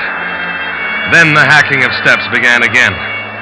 The wind tore at me, screamed, and like a great hand tried to sweep me off the wall. Once I looked down, and it was as though a white blanket were stretched out beneath. It was snow. I could see it billowing up and around, while above, the summit ignored everything beneath. The blizzard hit us as we reached the top of the ice wall. We found a little shelter in the lee of a pyramid-shaped summit and waited. And then the slope seemed to lurch, and I had a split second to see the wave of snow pouring down on me. It was over, done. The avalanche swept us down, smothering, killing, and I thought of the ice wall and the drop below. That's all I remember.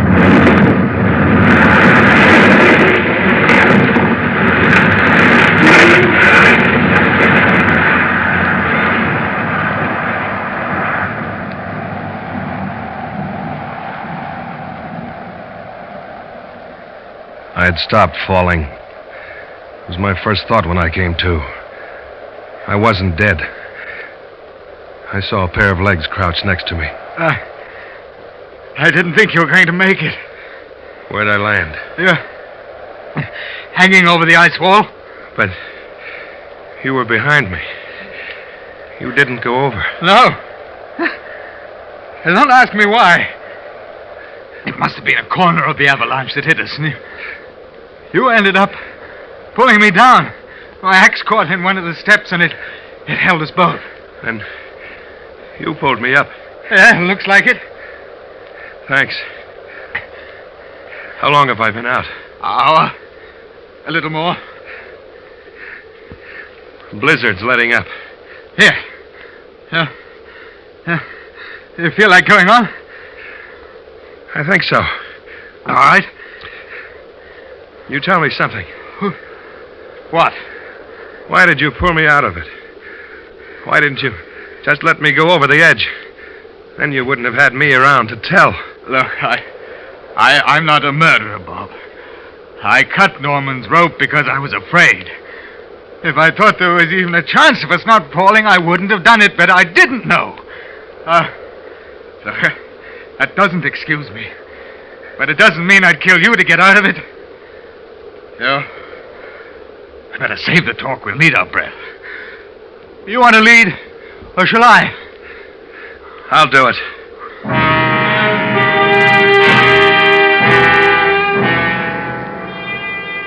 The storm had passed, and although we could see the cold sky again, the peak was still only occasionally visible through patches of mist. We went up, higher, higher. And then my oxygen tank went out and we had to share Eldridge's. We'd nearly reached 26,000 feet. We could see the top. For a moment it stood out clear. And it looked so easy. The last lap. But now we could only move a few steps at a time until we had to rest. And I couldn't get up again.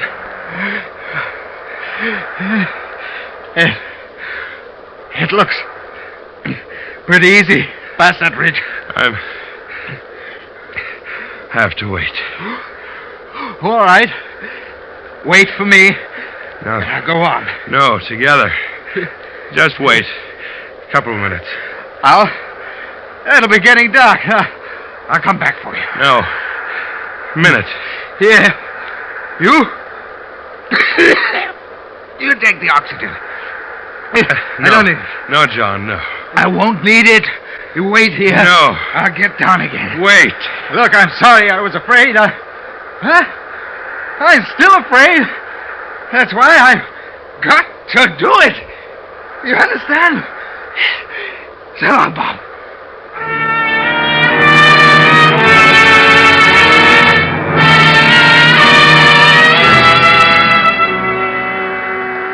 I didn't have the strength to stop him as he untied the rope which had held us together. Then he was gone. And after a while, I felt stronger. I sat up. I could see him, a dark blob against the mountain snow. Smaller. Smaller. And he was climbing upwards. He'd reached the final pinnacle and became a dot that was lost in the mist. I saw Eldridge once more.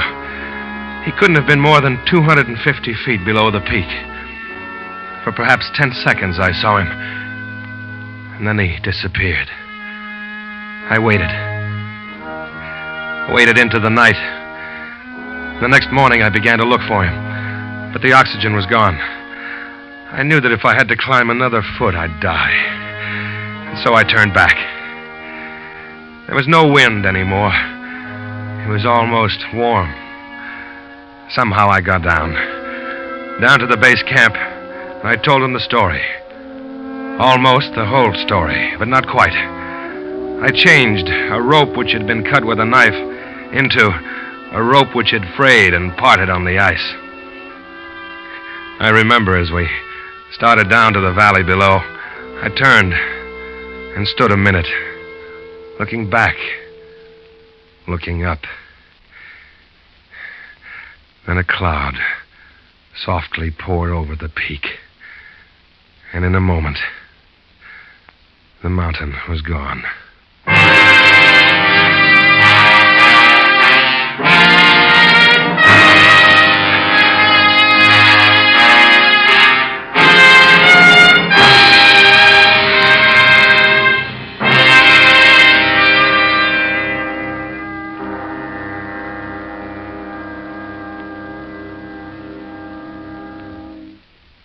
Suspense, presented by Autolite. Tonight's star, Mr. John Hodiak.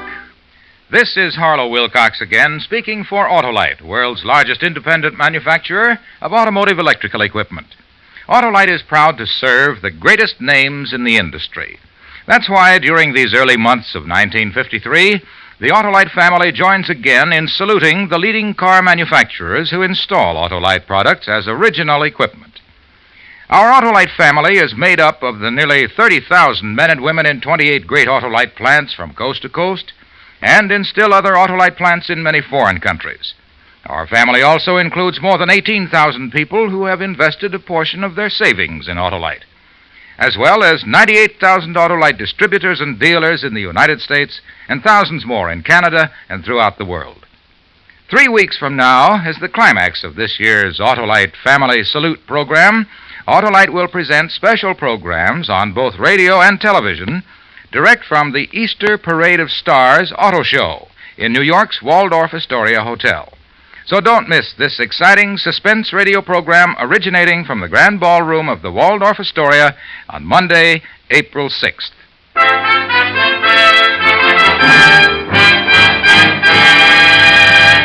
Next week, a story in the classic tradition of suspense as we present a new version of Charles Dickens' terrifying short story, The Signalman.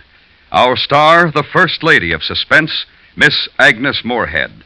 That's next week on Suspense. The Mountain was written for Suspense by Anthony Ellis. The program is produced and directed by Elliott Lewis, with music composed by Lucian Morowick and conducted by Lud Gluskin. In tonight's play, Ben Wright was heard as Eldridge. Featured in the cast were Joseph Kearns, John Fraser, Paul Frees, and James McCallion. John Hodiak may soon be seen in the Columbia Pictures production Mission Over Korea. And remember, next week, Miss Agnes Moorehead in Charles Dickens' The Signalman. Tomorrow is an important day, not only to the wearers of the green, but also to the Campfire Girls. March 17th marks the 43rd anniversary of this organization, dedicated to teaching American girls how to become good citizens of the future. Autolite congratulates the Campfire Girls and their inspired leaders. This is the CBS Radio Network.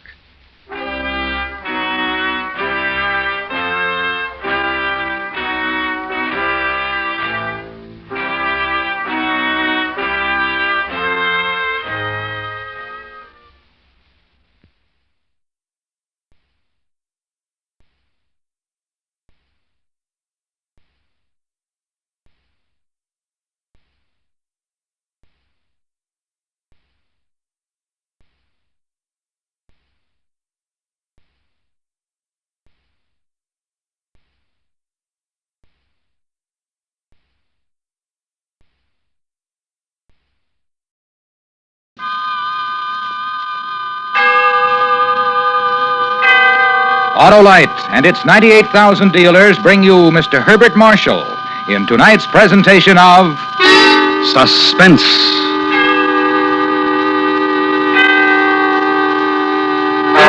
Tonight, Autolite presents the nightmare world of a coward as we bring you Graham Greene's Study in Fear, The Man Within. Our star, Mr. Herbert Marshall.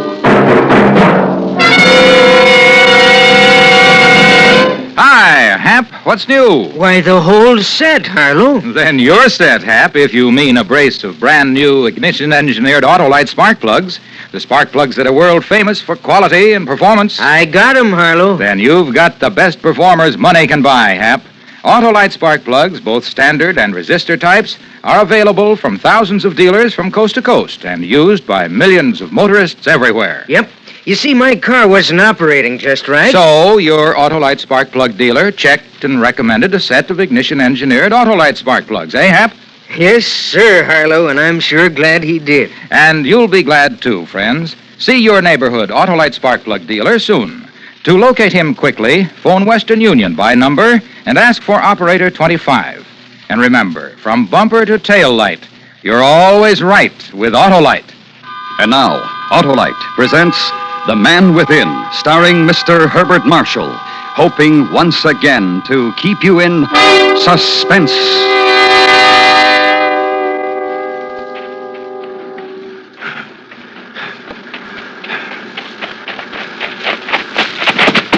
Oh.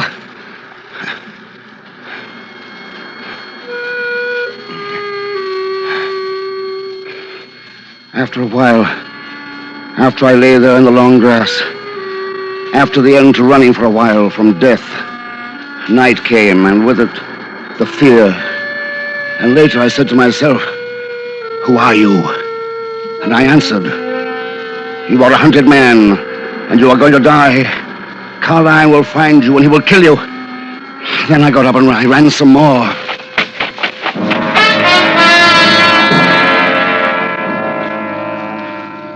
Then there was a house.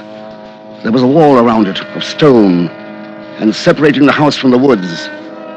And there was a flame of candle on the ledge of one of the windows, and I thought I saw inside a room a shadow move, then stay, dark and motionless. It was a house, and I was tired. It was a shelter, and I was afraid. And outside here, somewhere, was Carline.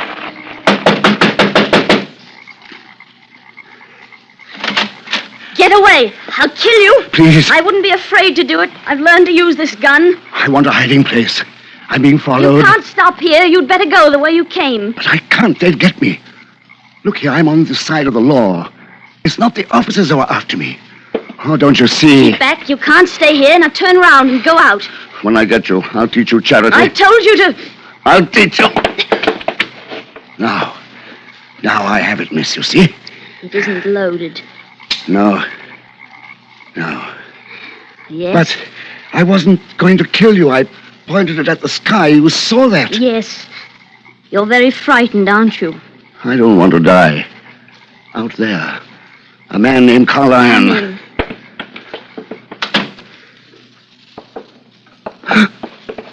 Oh, it's too much. It's too much. He's my father, dead in his coffin. He died this morning. I've never seen a dead man before. Like this. Face to face. Tomorrow morning the people will come, the villagers, and I will bury him. My father must be terribly alone now. And I am. You can stay if you like. There's no one I'll tell. It's just that I need to hide. There's a shed, that door there, and you can hide. Now listen to me. You are my brother, do you see? Tomorrow at the funeral, everyone will come here and they will see you. And you will tell them that you are my brother. All right. What shall I call you? Your name? Elizabeth. I am Andrews. And tomorrow when they ask, you heard of our father's illness, and you came back this morning after years in the city and watched him die. I don't know why. What? I don't know why I've helped you as much as I have. Afraid of me, that's why. It was not fear. It would be a fool who'd be afraid of you. I suppose I was tired of being alone.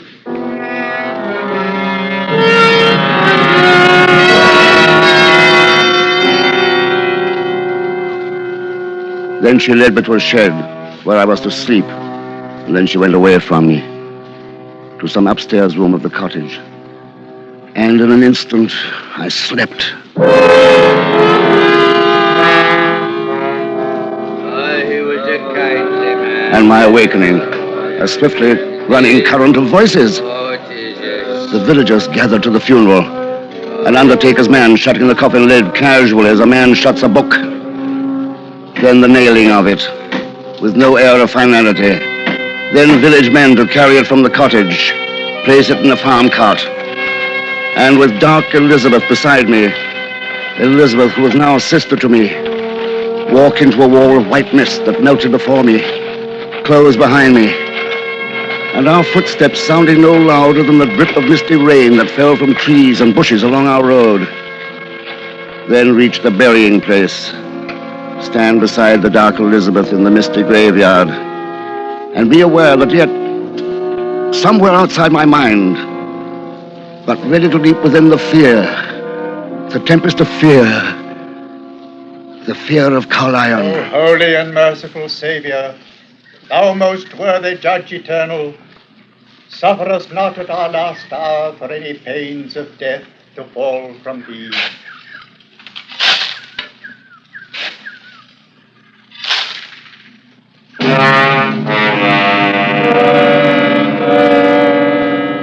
The mist opened a little, and I could see the fields. There was no Carlion, and I stood alone, wanting to turn and run and put a wall of mist between me and that gathering of strangers. Loneliness and fear were like the emptiness of hunger. Only 6 steps away, and I would be lost to all the world in a blanket of white wool. But then, I would be lonely again.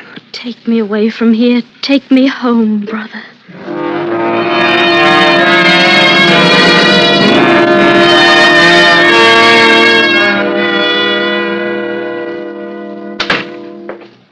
Food. Have you any food? I haven't had any for 15 hours. There's tea and bread in the cupboard. I'll get it. That's good of you. There's no reason why I should shut you out. I've been alone. You're better than no one, even you. Tea, bread, butter. Eat, Andrews. The reason I came back with you... Fear. And something else. I'll tell you, and you can laugh at me. I was homesick for here. I'm not making love to you. It wasn't you. It was just the place. I slept here, and I hadn't slept before for 3 days. Elizabeth. I was wondering. What? Why I like you. Of whom are you frightened? Elizabeth. Of whom are you frightened? Of death. And it is a man I know. A man named Carlion. Of another man you are frightened. Carlion, a man with a voice as near to music as any voice I've ever heard. Except for yours. A man who... What's that? You're imagining things. Can't you whisper? Let go of me. Do you want to tell the whole world I'm here? There. Didn't you hear that? Into the shed, quick. The place where you slept. There's no door, you fool. Well, there are shadows and darkness. Find one to hide in, you and your fear.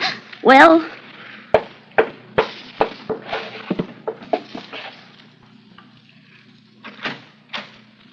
Forgive me. I'm completely lost in this part. Why didn't you knock? One can't be too careful around here. You're not alone? I'm alone. My brother's just gone out. He's not far. I can easily call to him if you don't go. You mustn't be afraid of me. Perhaps I know your brother. Is he a little over the middle height, slightly built, dark, with frightened, obstinate eyes? That's not my brother. He's short and squat and very strong. Then I'm not looking for your brother. He must have been here very lately. His tea is hot, and he left in a hurry with his tea unfinished. Curious that we didn't meet. That's my cup you have. Will you allow me to finish it? I'm sorry I didn't meet your brother. There's another door.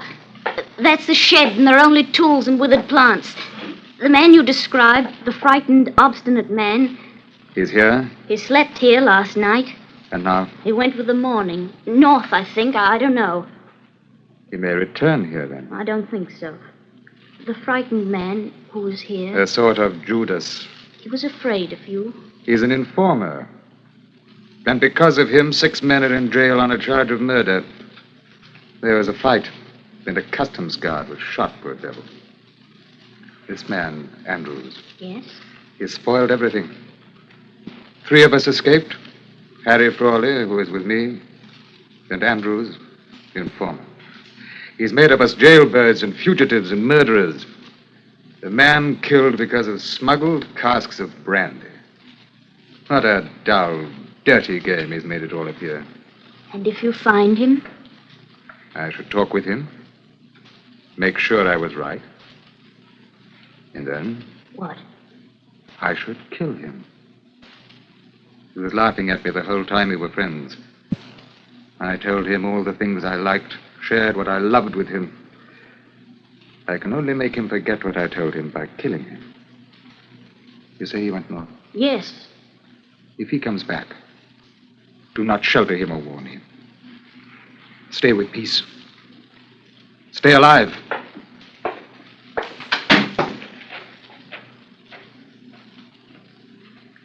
Andrews, he's gone.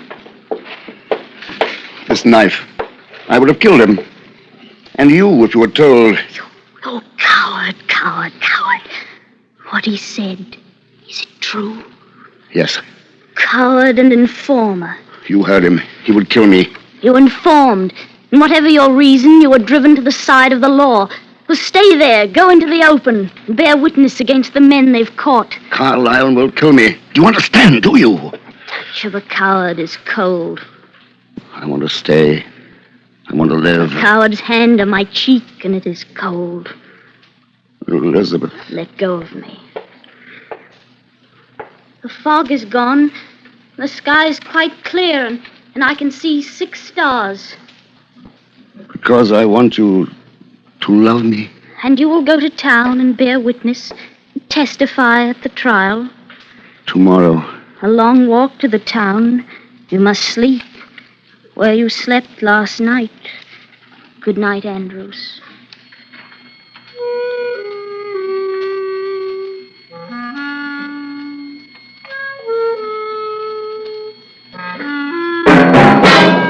Autolite is bringing you Mr. Herbert Marshall in Graham Greene's The Man Within, tonight's presentation in radio's outstanding theater of thrills, Suspense.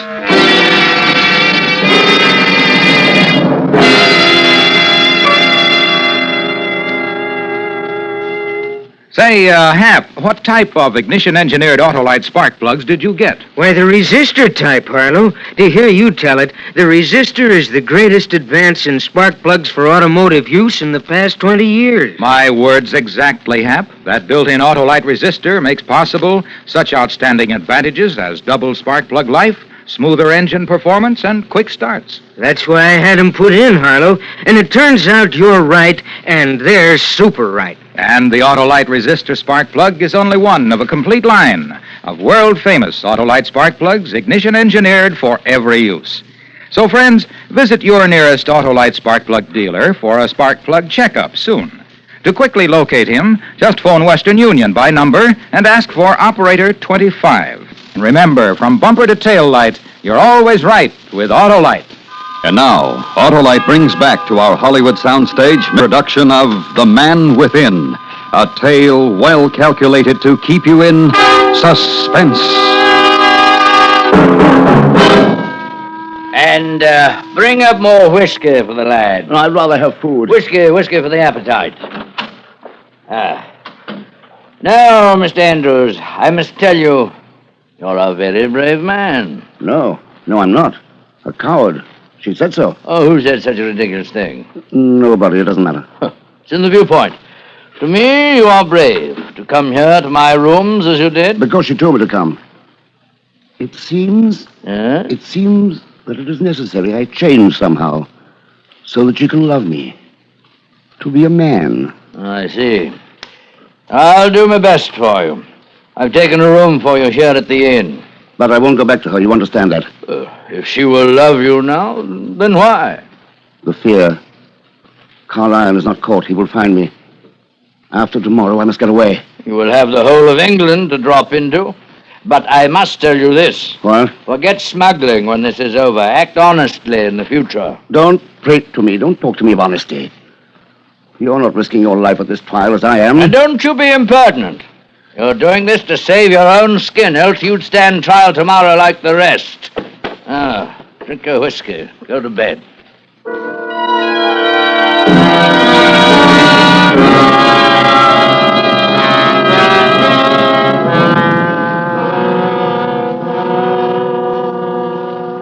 My name is Francis Andrews. Very informal. Order in the court. Where were you on the night of February 10th? On board the ship, Good Chance. What were you doing there? I was engaged in smuggling. We were to run a cargo that night, so as not to pay the duty. Tell the court what happened that night. I helped load the dinghy with the casks of brandy. Then I got in with them and helped row to shore. When they began to unload the cargo, I slipped away. There was no moon. It was very dark, and they did not see me. They didn't see me go. I got away among the dunes and hid. Then I ran again. To where? To a house on the moors that I found there. To a girl who was in it. Elizabeth. Tell us about the letter, Mr. Andrews. 2 days before, I had sent an anonymous letter to the officer in charge, stating the time and the exact place and who... Judge of this court, order! Another question, Mr. Andrews. How long have you been in your profession? 3 years. And you hated what you were doing? Yes. Why didn't you leave then? I had nowhere to go, and no money. Did it ever occur to you to work honestly? No. Why did you first join? Friendship for a man. A man whom you're not caught. Carl Iron. The man friended these others in the dark who you betrayed. Yes. Then what were your motives for laying information with the revenue? The men hated me, all of them, except Carl Iron. Go on. And I was afraid of being hurt, and I hated the sea and the noise and the danger. And I wanted to show these men that I was someone to be considered, that I had the power to smash all their plans. And your friend Carl Iron, did you do nothing to warn him? It was a case of him or me. That is all, Mr. Andrews. Will the defense cross-examine? No? You may step down, Mr. Andrews. You may continue, Sir Henry. I call the prisoner Jason Collier.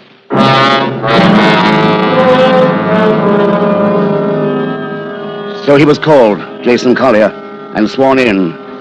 He refused to talk, as did the two who came after him. Instead, they looked at me, and each in his turn smiled. Smiled. I could not understand why. And the courtroom became very hot, the faces blobs, and time became drone of voices, and but accused and denied, accused again, ebbed.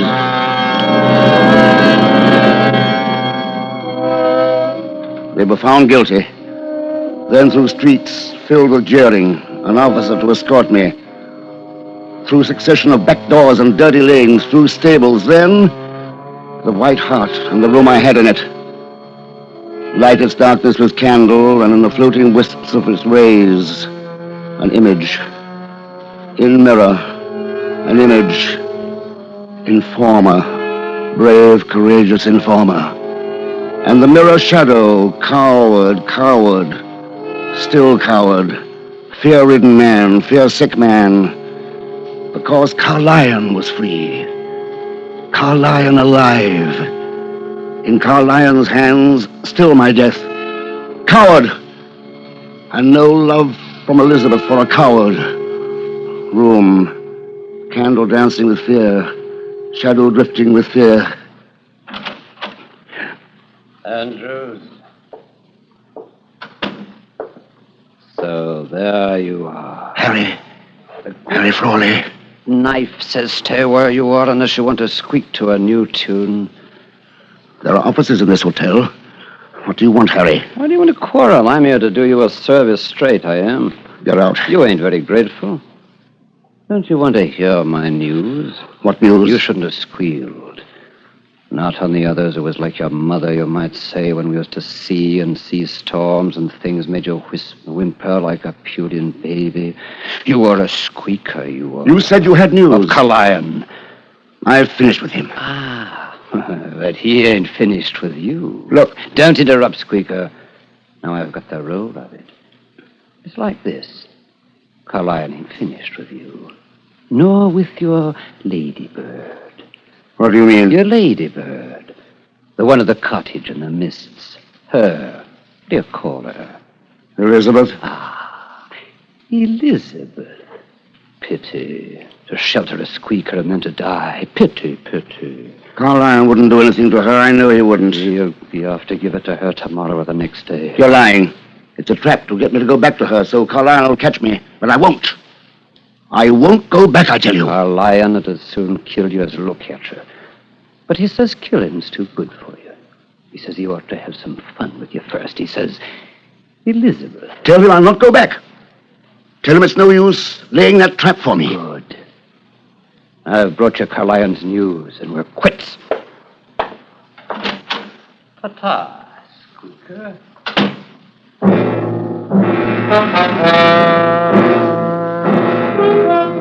And silence now, and again alone. And the coward's image to reach for mirror, offer its embrace. It's only a whisper, only a trap. Why such a trap for a coward who's only repelled by danger? Carlyle would not kill a woman. Carlyle... Snuff a candle and its images. Leave the hotel. Walk with no fear of death, but a terror of life. Without escape, without will. Walk and reach the downs as the first orange glow lifted above the eastern horizon. Then run to stifle thought. Run fast until there's no more breath. Only the flinging down again upon salt tufts of grass. And cool. And silver sky touched now with green. Up and run again. Then the house, and the wall around it, and an opening door, and Elizabeth. Is it you at last? I've come back. Oh, yes, I can see that. I get you tea. From that cup. That was the cup we both drank from. Not that one. I remember the one. It had a chip out of the rim. This one. Come. Bread, tea, here. Oh, tell me, what are you doing here? Has anything happened since I've been away? No, nothing ever happens here. The door was unbolted. Do you think that's safe? It was unbolted when you first came. I didn't want a less warm welcome for you when you came back. You knew I would come back. We are friends. You laugh at me. You despise me. You know that I'm a coward. I betrayed you. How have you betrayed me? It came out in court that you sheltered me. In court? Were you there? I betrayed you. I told them you sheltered me. And now Carlyle means to punish you for it. He'll be here today or tomorrow. You're with me, and I have no fear. He will kill you and me. No. Fool, go from here. Go away. I love you, and I will stay here in this house where you came to me. Do you hear? I love you. Elizabeth. Oh, why were you so long? I was afraid. Am I worse than death? You're not afraid of that. I don't fear it any longer. You are filling me with yourself. That means courage, peace, holiness. Oh, love me. So long alone. Oh, love me. Andrews. Yes, what? What is it? Have you seen something? Nothing. Only I remembered. We shall need water before tonight. We must go with a pail now before it's dangerous. To the well. The pail's in the corner there. What a time to remember. My knife, take it. Half minute's walk, no more. The path behind the trees. Half a minute and no more. The knife, take it. Yes. Now kiss me. A farewell for a half-minute's absence. I kiss you when I come back. Go, now.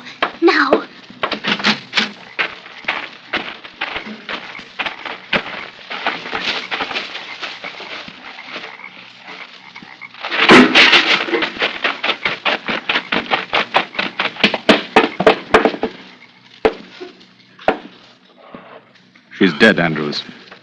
She meant the knife for me. She came for me and she stumbled, fell to the floor, and the knife pierced her. I'm sorry. Intensely, deeply sorry. She was fine. Finer than you or I.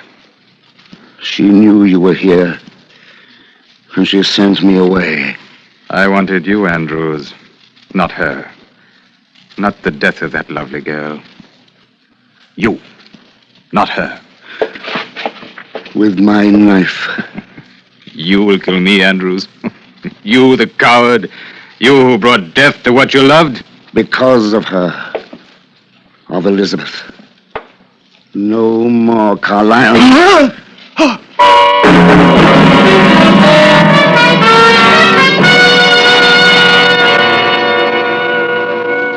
There is peace now, and a kind of happiness.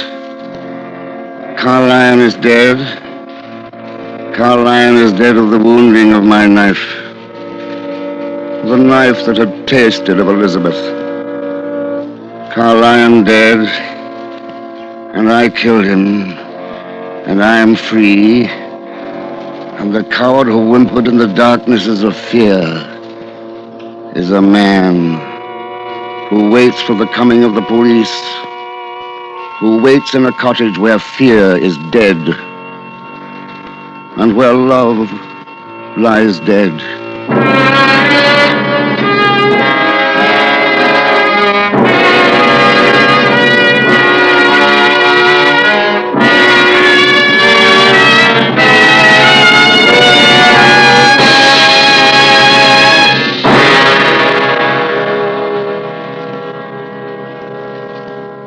Suspense. Presented by Autolite. Tonight's star, Mr. Herbert Marshall. This is Harlow Wilcox speaking for Autolite, world's largest independent manufacturer of automotive electrical equipment. Autolite is proud to serve the greatest names in the industry. They are members of the Autolite family, as well as are the 98,000 Autolite distributors and dealers in the United States and thousands more in Canada and throughout the world. Our family also includes the nearly 30,000 men and women in 28 great Autolite plants from coast to coast and Autolite plants in many foreign countries, as well as the 18,000 people who have invested a portion of their savings in Autolite. Every Autolite product is backed by constant research and precision built to the highest standards of quality and performance. So remember, from bumper to tail light, you're always right with Autolite. Next week, we proudly present the first radio dramatization of William Shakespeare's tragic history of love and death, Othello. Our stars, Kathy Lewis, Richard Widmark, and Elliot Lewis. That's next week on Suspense. Suspense is produced and directed by Elliot Lewis, with music composed by Lucian Morowick and conducted by Lud Gluskin. Graham Greene's The Man Within was adapted for Suspense by Morton Fine and David Friedkin. In tonight's story, Betty Harford was heard as Elizabeth. Featured in the cast were Ben Wright, Joseph Kearns, Raymond Lawrence, Richard Peel, and Bill Bissell. You can buy Autolite resistor or standard type spark plugs, Autolite electrical parts, and Autolite Stay-Full batteries at your neighborhood Autolite dealers. Switch to Autolite. Good night. This is the CBS Radio Network.